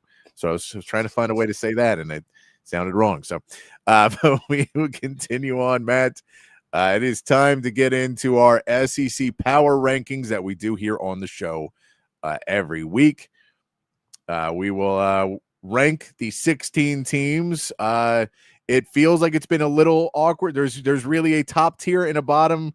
So, the top level, and then maybe falls off a little bit there at a certain point, but you have a lot of very good teams on this list. Here's our rankings from week 7 last week. And so let's look over here at week 8. Who, Matt, do you feel is your number 1 team in the SEC? We do know we have seen some more action now. Ole Miss had a close game. They did not play an SEC action, but they did not lose, did not play an SEC action this week. So maybe they stay there. Texas A&M gets a dominant win over Mississippi State. We see Alabama get a big win over Missouri, 27-24. I'm sorry, Texas A&M went over Florida. Sorry. This week. Mississippi State was week 4, but 34-17 win over Florida. Georgia squeaks out a win over Auburn, 20-10, with Kirby Smart actively cheating in the game. And the worst part about it was, did you hear Kirby Smart's excuse at the end of the game? No. So his excuse was, we said they clap. They're simulating our snap. So they clap and they always do it. And I told the rest before the game, if they do it, you need to call it on them. And what ends up happening is a safety looks over at another player and goes, hey, like that. And it's a safety. It's not someone on the line. It's a safety. He's far enough away. And he does like that. And that's when Kirby starts screaming down the sideline. And he says he was yelling, they're clapping, they're clapping. No one on his team jumped. No one did anything. His team did not look like they were going to go. He is running down the sideline, giving the old timeout, and then goes over to the officials and says, I was clapping to tell you they were clapping. and then saves himself a timeout. They go, Kirby, you're right. You've never said anything to help yourself, and even though it's a lie, and you don't care about you don't care about morality. Never, not once. Yeah. The problem is you could see him saying timeout. You could see, like, I'm not a lip reader, but it sure as hell seemed like to me like he was saying timeout. And this isn't a clap. No, it's not. This is a clap, or this is a clap. Yeah. Also, the play clock was running down at the time. Yes. Imagine that. And they didn't snap a play. It wasn't They like didn't he's snap a running play. down the sideline and with 1 second they snap the play. It goes to 0, and then they go, oh, well, he was calling a timeout. And it's nuts. So let's go look. Who do you have at number 1 on your SEC rankings there, Matt? I think you have to give it to Texas A&M at this point. I think they've been the most complete team in the SEC so far. They've been the most dominant team in SEC play. They have a really good win over Notre Dame. As much as everybody hates to hear it, I think they deserve to be in the number 1 spot. They just look like the best team. They can go get the number 1 spot, and then when they lose this week, then we'll all laugh at them. When they lose this week to Arkansas, we can all laugh at them. But yeah, I agree with you. There right now, I think once again, I think Alabama is starting to get in that discussion again of being a really good team. They have another tough matchup this week, so if they win that one, I think they're getting closer and closer to taking over that role. But Ole Miss will have something to say about that in their matchup as well. So where do you like going at number 2? I still think you can put Ole Miss there because they're undefeated and Alabama isn't. All right. So we'll leave. I get they struggled against Washington State, but Lane Kiffin came out and said, yeah, we were preparing for Georgia. We overlooked this team. He didn't, those weren't his exact words, but that's what he was saying. So I'm going to give him the benefit of the doubt. We'll see how they do on Saturday against Georgia. I'm going to be sweating my ass off during that entire game, but they're still number 2, and Alabama's number 3. Yeah. All right. So Alabama will be at 3, and then we leave Georgia at 4 there. They get another win, even though it's sketchy. It is a 10-point win over Auburn. So it's hard for me to punish them too much. I want to punish them, but it doesn't feel, especially since Missouri at 5 has a loss. Tennessee and LSU, we saw Tennessee beat Arkansas, but only by 3. LSU beat South Carolina also by 10. And then I don't know if we can say Texas jumps Georgia. So I don't know if there's anybody who deserves to jump over that 4 spot. No, it's Georgia. It's got to be Georgia. Until they lose to Ole Miss this weekend. There you go. There's a matchup. There we go. And then Ole Miss can climb back up to the top of their rankings where they want to be. Once we get over to tier 2, now we have Missouri, Tennessee, LSU, Oklahoma, and Texas. Missouri and Oklahoma have both lost this week. Tennessee, LSU, and Texas all win. So we sit there. As Arch Horn says, Vandy in tier 3. The reason why Vandy has stayed in tier 3 is we still don't really believe this is a actual contender. And I believe everybody in tier 2 to be still in the hunt for the playoffs. And I just don't believe Vanderbilt's going to be in the hunt for the playoffs. I just don't believe it. So they were really, really good against some not great teams. They won a big game early, but I still just have to see it. Yeah. They haven't beaten anybody. You don't have a good win. So you don't deserve to be in tier 2. And their schedule is brutal down the stretch. They got beat by 2 touchdowns plus by Alabama, and the only good team they played all year. So, they're tier 3 right now. I think that you can move Missouri and Oklahoma to the back of tier 2 because they both lost. I don't think you can move Texas above LSU or Tennessee. I get that Tennessee struggled against Arkansas, but they won. Yeah, no, I'm with you. I And agree. Arkansas can be tricky. So I think you go Tennessee 5, LSU 6, Texas 7. No, I agree with that. I agree with that completely. And then, I go Missouri 8 because I still think Missouri, they fought with Alabama in that game much closer than Oklahoma did. Now the question is, now that you're saying how bad Oklahoma is, and if you want to throw any shade at Mateer, this would be the time to throw it, Matt. Does Oklahoma get flipped with Vanderbilt?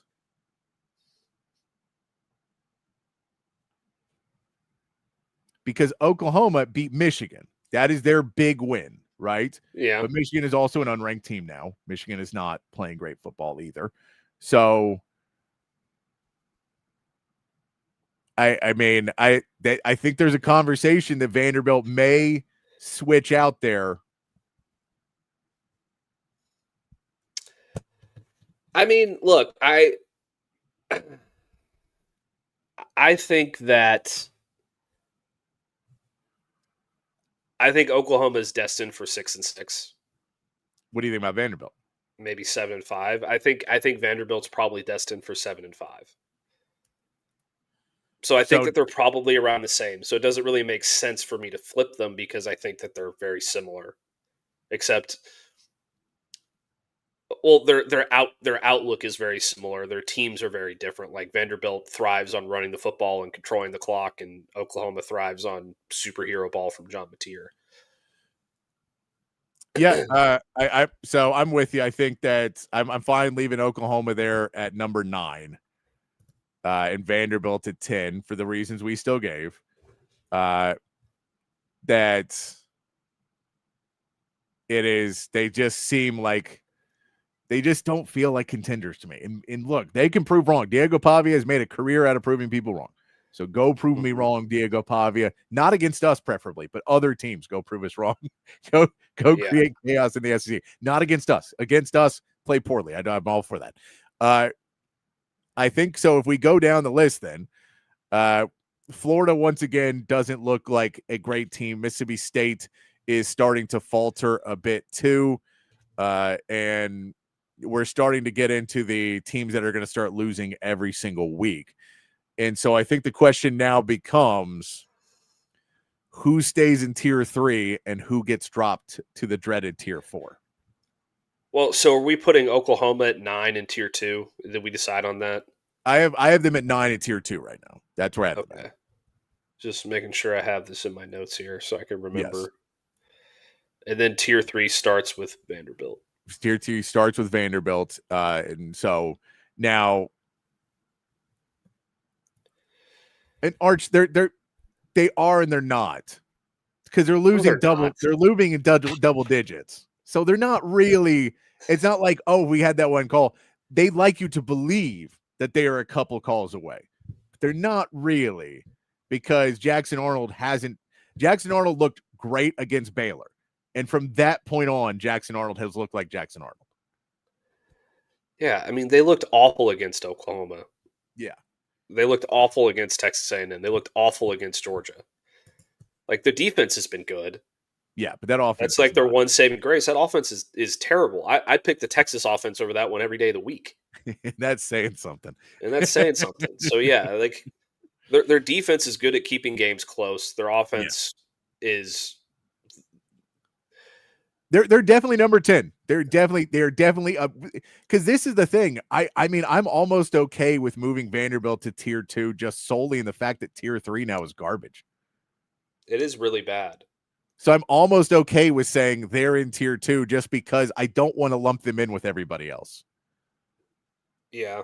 You know what I mean? Like Vanderbilt just feels like Vanderbilt, you go, I feel like you're more up for a Vanderbilt game. Florida, the offense showed up again last week for a little bit, but the defense wasn't there. So now you're like, well, what the hell, Florida team? Because the defense was what you thought you had there, and then they didn't show up. Mississippi State, like Florida, Mississippi State, Auburn, and I mean, even to an extent, I think Florida, Mississippi State, and Auburn. You know what? Maybe I just tucked myself out of it, because here's the reality: tier 3 is upset specialist, and that is Vanderbilt, Florida, Mississippi State, and Auburn. Any of those teams could upset another team and upset the apple cart, right? But none of them have a shot to win the SEC. I think you could throw South Carolina into that mix. I don't think you can anymore. because they haven't Well, proven it all. They have been bad. Like Yeah. I like Lenore Sellers, but they have been bad. Okay, so here's the last thing I'll say about Auburn. Like I'll say South Carolina can stay at 14, but I think they moved to tier 4. That's fine. Here's the other thing I'll say about Auburn, just real quick. Yeah. Gary Patterson told Stephen Willis, who's the Locked On Ole Miss host, and he's a buddy of mine. He said that he knew the entire Hugh Freeze offense in 2024 based on how the tight end lined up. That's not a good offense. All right. So, yeah, I mean, I think that's fair. I think you move South Carolina to tier 4, and you could probably leave those teams in order in tier 3 too. I don't really think you change anything. I think you just move South Carolina to tier 4. Yeah, that's where I'm going with it.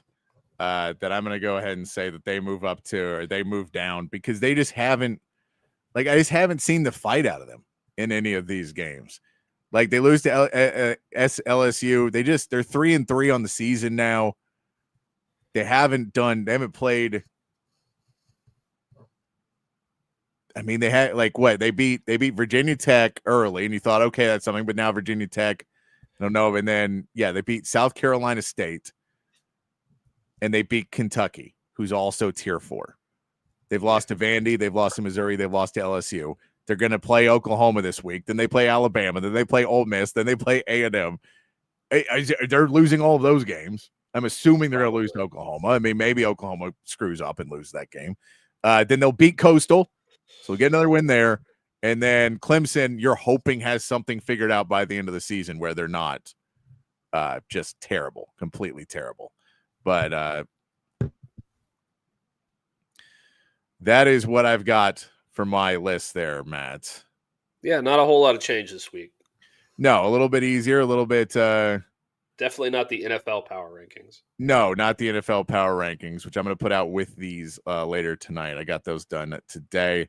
I had to run downtown yesterday, so was unable to get it done until I got back, and then walked the dog late at night, and then, right to bed there. No shenanigans. They're running around last night. I'm just cleaning up my power rankings, just cleaning them up, moving some things around to make it a little bit nicer. But yeah, I'm with you, man. I think tier 3. So I was going to say I didn't want to leave Vanderbilt there, but I do think, at the end of the season, you're talking about teams that should be bowl eligible, but maybe because of their record and maybe playing in the SEC, they won't be. And they're definitely an upset specialist, and Vandy leads the upset specialist, but not a team that I think is ever really going to be favored in any of these matchups, even though they're ranked. Is like, if Texas wins the next 2 weeks and Vandy wins the next, well, I don't know who Vandy is playing the next 2 weeks, I should say, before I go into that and say they win the next, because if they're playing Georgia or somebody, then so their Vanderbilt schedule the next couple weeks is, they play LSU this week. Oh, LSU, Missouri. So they do have two tough games. Missouri, then they play Texas, then they play Auburn, Kentucky, and then they play Tennessee. Well, so yeah, if they win one of those games, then maybe they'll be a favorite over Texas. But it feels hard that even if they were to beat Missouri, it doesn't feel like they'd be a favorite against Texas, does it? Like, just betting wise? No. Vandy is favored right now? That seems crazy to me. Yeah, they're let me see what it's at right now. Brian Kelly. They are currently 2.5-point favorites. Brian Kelly to Penn State, everybody. It's at Vanderbilt, though. It doesn't matter. Well, it does, because they think that those teams are very even. But that my point is LSU should not be even. With all the hype about LSU, it shouldn't be even. Well, I do think there's something to be said for Garrett Nussmeier's injury. Yeah, being a massive reason they're playing this way. Because I think I saw something where Nussmeier, the velocity on his throws were like in the top, like the top velocity numbers in the country last year. And this year they're in like the bottom 10 or something, because he just can't get any juice on the ball because he's injured. Well, that would be a reason that's no good. I'll say that. So yeah, that'll wrap up our SEC power rankings. I'm not going to try and float them over again. We don't need to see them for 12 seconds. But yeah, so A&M will lead it off. Ole Miss, Alabama, and Georgia there at 4, followed by Tennessee in Tier 2, Tennessee, LSU, Texas at 7, Missouri at 8, and Oklahoma at 9.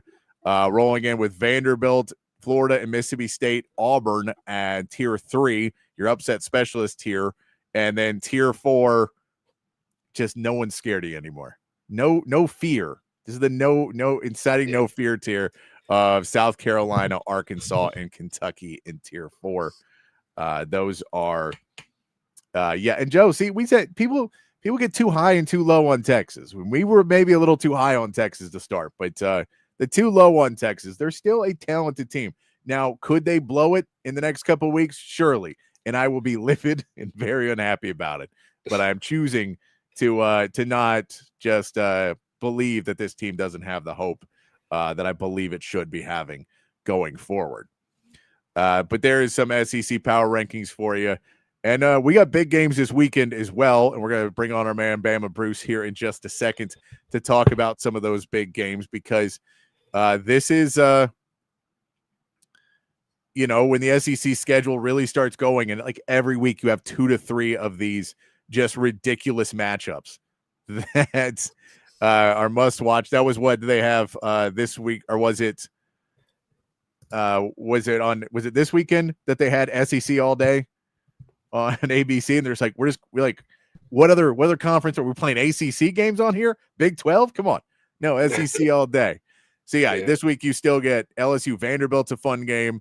Ole Miss Georgia is a huge game, and Tennessee Alabama are all huge games. But even Missouri Auburn is going to be a fun one to watch. And then, Mississippi State Florida is only fun to watch because if Mississippi State wins that game, Billy Napier doesn't go to the locker room. He's fired in the end zone. Probably.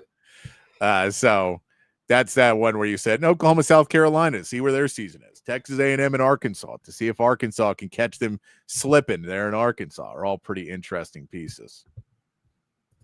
All right, we'll see. Is Bruce ready to go? Let's see if he's ready to go here as he is walking around. We'll see if the audio quality works for Bruce as he is live at Moon Tower Saloon, I believe. There he is, walking around. What's up, Bruce? My man, Bama Bruce Castleberry, joining the show. How you doing, man? Y'all talk about SEC and stuff. This is amazing. Come on, you guys, Texas and Oklahoma in the SEC. Shut the front door. Come on.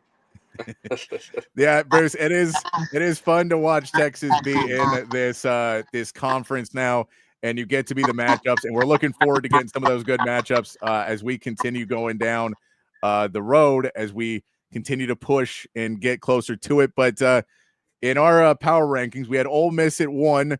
We had Texas A&M at 1, Ole Miss at 2, Alabama at 3, Georgia at 4. How do you like that beginning of the power rankings, Bruce? I just love Bama being 3. It's like being the underdog is the best. Now we're going to see whose dog is who when Ole Miss plays Georgia this weekend. That's where we're going to get to see what's going on. Yeah, no, I am. I'm excited to see what's going to happen as we see the game with Georgia and Ole Miss. What do you see in that game, Bruce, for Georgia and Ole Miss? I know my man Matt here is a Ole Miss alumni, so he is firmly on board on Lane Kiffin. But the Lane Kiffin Kirby Smart match seems like it's going to be a fun one this weekend. Yeah, Lane Kiffin calling him fat was probably a really bad thing. I don't know if that's, I know Lane likes to troll everybody, but I think his record for trolling is not really that good. Because last time I checked, when he trolled Saban, and it's really funny. Yeah, I'll say this. Kirby Smart had Lane Kiffin's number in 2023. And then it seemed like Lane Kiffin figured some stuff out against Georgia last year. I don't know how much of that carries over this year. I feel like Georgia's defense was a hell of a lot better than it was last year than it is this year. So I think that they're going to be able to take some advantages downfield and attack that pass defense for Georgia. And I think they're going to have a really good shot. I get that it's between the hedges and all that stuff in Georgia, but I like Ole Miss's chances here. I think Trinidad Chambliss is a hell of a quarterback. But nobody's going to be undefeated in the SEC this year. I don't think. I think it's too competitive a conference. So I think that this one's a coin flip. I'm obviously going to be pulling for Ole Miss, but I think they have a really good shot here. No, I agree with you on that. And it's a matter of, are those DBs going to, the DBs for Georgia going to be able to step up?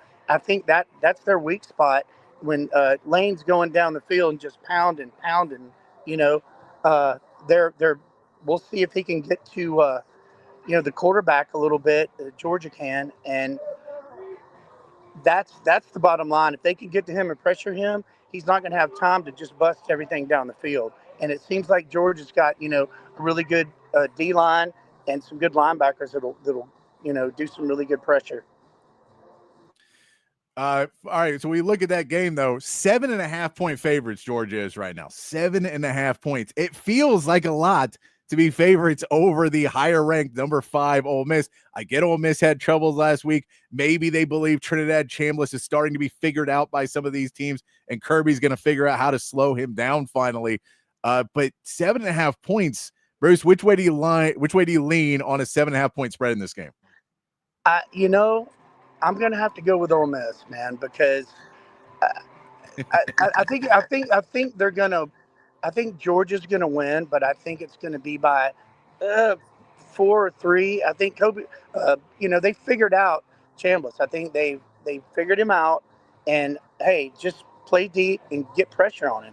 I think that it's going to be a 6-3, game. I think by Georgia, because I know Georgia's not Georgia, the one that we know, and I know Lane Kiffin's he's on a tear, but we're at the middle of the season where, just like A&M, are they still going to go forward like they did last year? Or are they going to fail? Or is Ole Miss going to keep going forward, or they're going to fail? They have to prove themselves, but both of them. Yeah, to your credit, Ole Miss does have a history of really disappointing at a certain point in the midpoint of the season. They usually get off to a pretty hot start, and then they find ways to get in their own way. In the middle of the season last year, it started with Kentucky. Then they had a chance at the college football playoff, and they lost to Florida. They had another loss in there as well to LSU. So they do get in their own way. So it is a situation where I think they have to prove themselves as well. And Texas A&M too. But I think with Texas A&M, you have to give them their credit as being the best team in the SEC right now, because they're just beating the snot out of everybody, and they've played the most complete football, I think, so far of any SEC team this year. I agree with you totally on that. I think that Texas A&M, like you said, but looking at the past, are they going to keep going forward? Is that quarterback Sellers and his receivers? Are they going to work it out? That's to be said, but they look the best as we sit. Mm-hmm. All right, so let's look over at their game this week. They're only 7.5 point favorites over Arkansas. They're 2-4. Arkansas has already fired their coach. I know it's at Arkansas. I don't get how this is only a 7.5 point game. This one feels like you're leaning A&M, right? Yeah, a little bit. But again, I think it's a trap game. I think it's set up perfect for Arkansas with Petrino firing the hell out of everybody and kind of setting it up. Look how good they did last week. So I just think A&M, like we talked about, has too much firepower, and Arkansas is rebuilding mentally and emotionally. But I think you think there's a chance. There's a chance.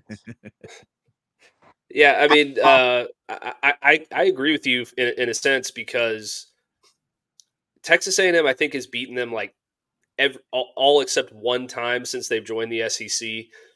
But I think 7 or 8 of those games over at least half of those games have been 1-score games. They always play each other close because it's sort of a rivalry game, I guess. And the fact that it's in Arkansas, you know, I think that can be a really tough place to play. Like we saw Texas struggle there last year for a certain amount of time. Eventually they were able to get it done at the end, but it can be a really tough place to play. And it's a day game too, which I think is always ripe for an upset. I feel like a lot of upsets happen like in the SEC at like those daytime games where like maybe your crowd's not exactly 100% in it quite yet. I mean, it is 2:30, it's not 11, so it won't be quite as bad, but it does kind of feel like it has the makings of a trap game. But don't you think that, like, with that said, it's like Arkansas, it seems like there's a new fire just from the last game. They played well, and it seems like there's a new fire there. And unfortunately, Sam Pittman, what a wonderful cat, what a great coach. But I hate that it didn't work for him. But moving forward, I think Petrino snuck his little nasty self in there, and he was the coach in waiting. Period. They knew what was going on, and if Sam Pittman didn't produce, he's like, shoop, he got in there. Now, if he wins a few games, then he's probably going to be the coach, I think. But if he doesn't, then he was just the interim, just to move along to try to find somebody here. But look at the whole gamut of what's going on. There's so many coaches that are needed in bigger places. So what's going to happen? I think Petrino is going to want to get in there. He's not going to ride his Harley anymore with any of the people that he works with, and I think he's probably going to be the coach if he does dial it in. Well, I'll say one other thing about Arkansas too. They're 0-2 in the SEC. They've lost those games by a combined 9 points. They almost beat Ole Miss. They almost beat Tennessee. So they can make some noise in the SEC in terms of being an upset team. I agree. Yeah, and let's talk about some of these other games, because I agree with you. I think Bobby Petrino is the guy for the job because the donors clearly want him there. That's the reason he came back originally, that there's people with money that want him there. So it seems like he's going to be there. Let's look at some other games around the SEC, though.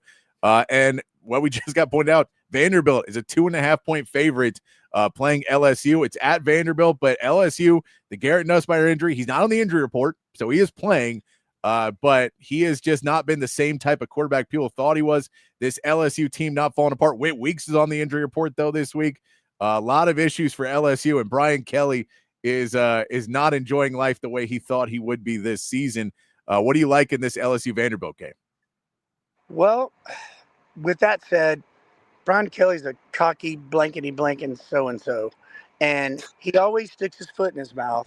And yes, I think his defense is good, but they're a little, they're young and the DBs and everything. But I think that Nussmeier's got to come out of his shell at some point, because he and Arch were the leading cats in the beginning of all this.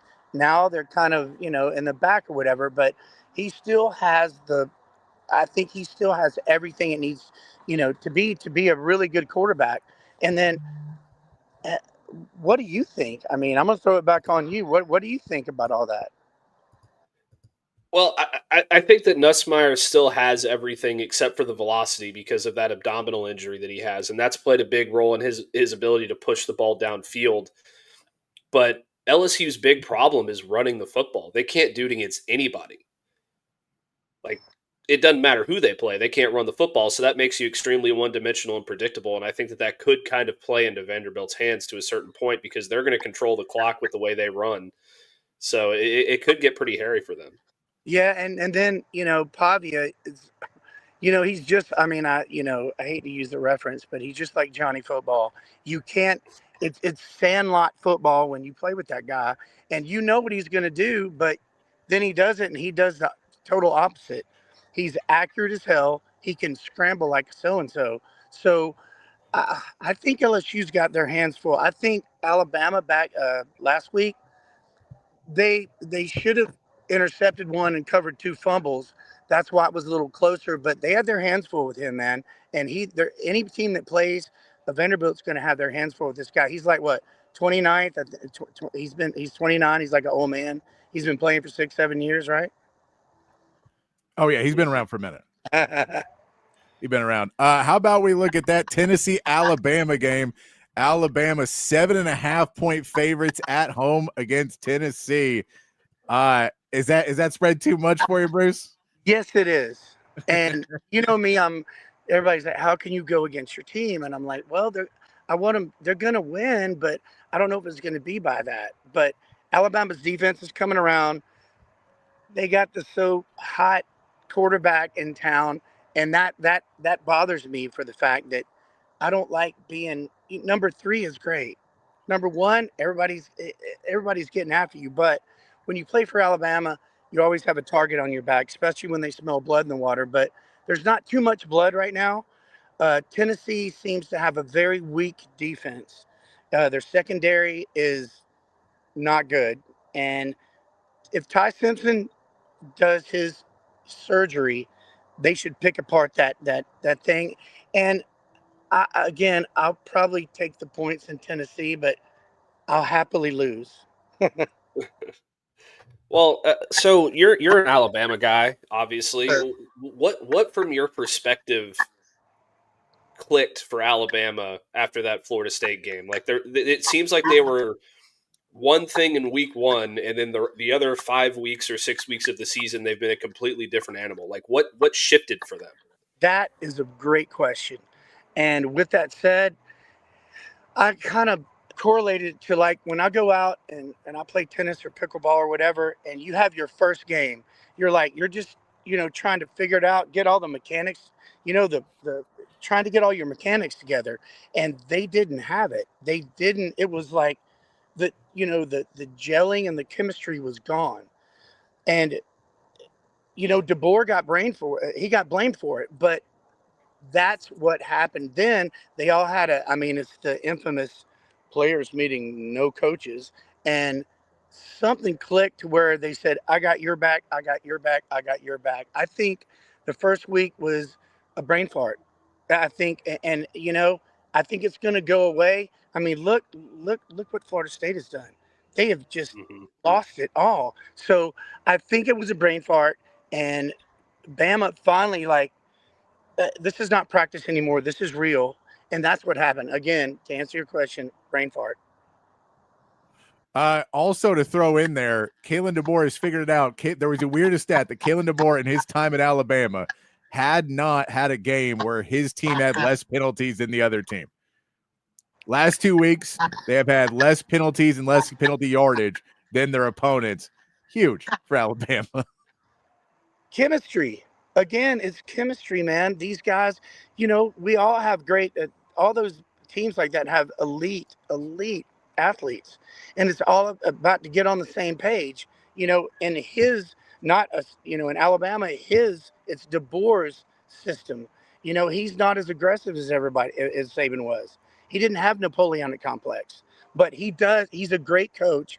And when he brought in, his boy, the OC, and they produce Penix, but Ty Simpson has been through this. He's the last dude in the system of Saban where he waited his turn. Everything else is different now. He waited his turn. He learned. Yeah, he was horrible at the South Florida game last year and looked like hell. But he was a 5-star. Again, he didn't know what he was doing, and moving forward, they're gonna. Like I said, I think they'll dissect the Tennessee defensive back. I think they will. What do you like? We get to finally the Texas and Kentucky game. 13.5 points for Texas as a favorite on the road against Kentucky. They had the big week last week. What do you think about Texas this week? Given 13.5. I think they're going to roll. I mean, again, Texas was hot and cold. And hot and cold. Kentucky, bless their hearts. They had some really good athletes on their team, the following 2 years where they actually produced and did well. I don't think this year, like I said, as we've seen them, I think Texas is probably it's going to be a 17 kind of deal. I think Arch Manning is on point. Their defense looked like their defense was supposed to be last year, this year. And their O-line protected him, so he had more time to throw. So if they can do that again, which it seems very palatable, that Texas is going to roll. All right, Bruce. I like that answer. I like that answer a lot. Do you have any other picks before we let you go and enjoy your time there at Moon Tower? Do you have any other favorite picks for this weekend so far? Well, I think USC is going to beat Notre Dame. And I know that's a big one. And if Notre Dame loses, bye-bye, they're gone. Yeah, Notre Dame's a 9.5-point favorite. I understand that. But I think that old boy out there, and he went from Oklahoma to Lincoln Riley going out to the coast. I think he's going to pull it together with this one and make a statement. That's my opinion. I like it. Appreciate it, Bruce. I appreciate you joining us. Do you got anything you want to plug? Any shows coming up, or just go check out Saucer, go check out Vallejo? Check out Saucer, sauceratx.com. Vallejo, we're playing at Antone's January 7th or something like that. But thanks for having me on. Enjoying talking with you, man. Thank you. I appreciate you, Bruce. We'll get you back on soon, brother. My man, Bama Bruce Castleberry there. Always love to talk to him about some football and some SEC. He is for everybody in Texas, he is from the Southeast. You can tell he is Alabama born man. Plays in a bunch of bands here in Austin. So I've known that man for 20 plus years. He's a great dude. So I really appreciate him coming on the show. We'll see if we get him back on some more. He's always fun to talk to, and always seems to have his eye on the lines of all these games as well, Matt. Hey, I got to tell you, I love his USC Notre Dame pick. You like that? I love that pick. All right, well, we're going to take a break. We're going to come back. We'll talk a little bit about Thursday Night Football tonight. We'll get to our meathead of the day, and we'll wrap things up tonight on a Thursday edition of Open Gym here on Texas Sports Unfiltered. Hi, I'm Dan Covert with my wife Hayden. Welcome to Covert BK. Our newest location in the gorgeous Hill Country includes Buick, GMC, Cadillac, Chrysler, Dodge, Jeep, and Ram, and hundreds of pre-owned and certified vehicles for you to choose from. We have 3 service departments that are ready to take care of your car, truck, or SUV with 86 service bays to accommodate any repair and get you in and out quickly. Come visit us today to select the vehicle you've been dreaming about. Covert, born and raised in Austin. Hi, this is Tom McKay, owner of Audiovisual Consultations, and we'd like to take a moment to thank all of our clients for making the last 37 years both fun and fruitful. If you haven't yet, I'd like to invite you to give us a try for all your home electronics needs. There's no need to leave your home to find great pricing and incomparable service. No traffic, inexperienced sales geeks, or pushy showroom tactics. We come to you. So just relax, hug your kids, and smile. We handle all the work. Just give us a call at 255-8678 or online at avconsultations.com. Say hello to Jason and the gang over at Relax the Back. They embrace a holistic approach for a healthier lifestyle based on 35 years, folks, of proven expertise, and my back couldn't be happier. Their motto is live wellness, and folks, they can transform your routine, your daily routine, into something very, very special if you have back pain. If you're struggling with thoracic problems, if you've got hip problems, if you've got lumbar problems, please go over to one of their stores. They got 2 great locations, and find out a chair or a recliner or a sofa that's going to fit you and going to make your life a whole lot better. I've got this office chair right here that I've been sitting in for years, and I love it. 2 locations, folks, at the Hill Country Gallery across from Whole Foods, and in North Austin at the Gateway Shopping Center across from the Container Store. Live pain-free like the Buck and Relax the Back. SendTexTickets.com. If you're in the market for tickets to any sporting event, any concert, any Broadway show, anything live coming to town, you got to head over to SendTexTickets.com. The best seats to all of the biggest events, not just here in Austin, but all over the state and all over the country as well. It's so easy to use. Just log on your phone or computer to SendTexTickets.com. All of their tickets are 100% guaranteed, and they will be delivered right to your phone or computer. So simple to use, and you're also helping to support a local business every time you shop. SendTexTickets.com. So if you want to be at the biggest events in sports and entertainment, there's only one place to go. It's SendTexTickets.com. Back here on Open Gym on Texas Sports Unfiltered, wrapping it up on a Thursday afternoon. Thursday Night Football coming up here in about an hour. We get the Bengals and the Steelers, the Geriatric Bowl, the Icy Hot Bowl, whatever you want to call it. The oldest divisional matchup in modern history. 81 combined years for the starting quarterbacks for this game with Joe Flacco and Aaron Rodgers. The Bengals have just been awful. The Steelers have been pretty decent. It is Thursday Night Football, though, Matt. Anything can happen. I traded T. Higgins, so I am assuming T. Higgins goes off for 600 tonight. That's usually how it goes. I traded Ja'Cory Krosky-Merritt earlier in the season, and the very next game he put up like 30 points. So yeah, I made a questionable trade, but I was just ready to get T. Higgins off my team. I traded T. Higgins for Nick Chubb, and I just need a running back, like desperately need a running back, and no one was giving up a running back. So yeah, that was very similar to what I did. I traded AJ Brown for J.K. Dobbins. Yeah. So same thing. Yeah. Well, I mean, yeah, because AJ Brown is not. It's just one of those ones, and you're like, I can't take him out of my lineup because he's supposed to be good, but he's been so bad. So at least give me someone that I don't mind pulling out of my lineup when Tank Bigsby gets bad, or not Tank Bigsby. The Bucky Irving. Sorry, Bucky Irving. He's just been injured, so I needed to have another running back because last week I had 2 scrubs in at the running back position. I still won the game. With Bijan on the bench, or this maybe 2 weeks ago, Bijan on the bench and Bucky Irving hurt, and I was like, "What is going on?"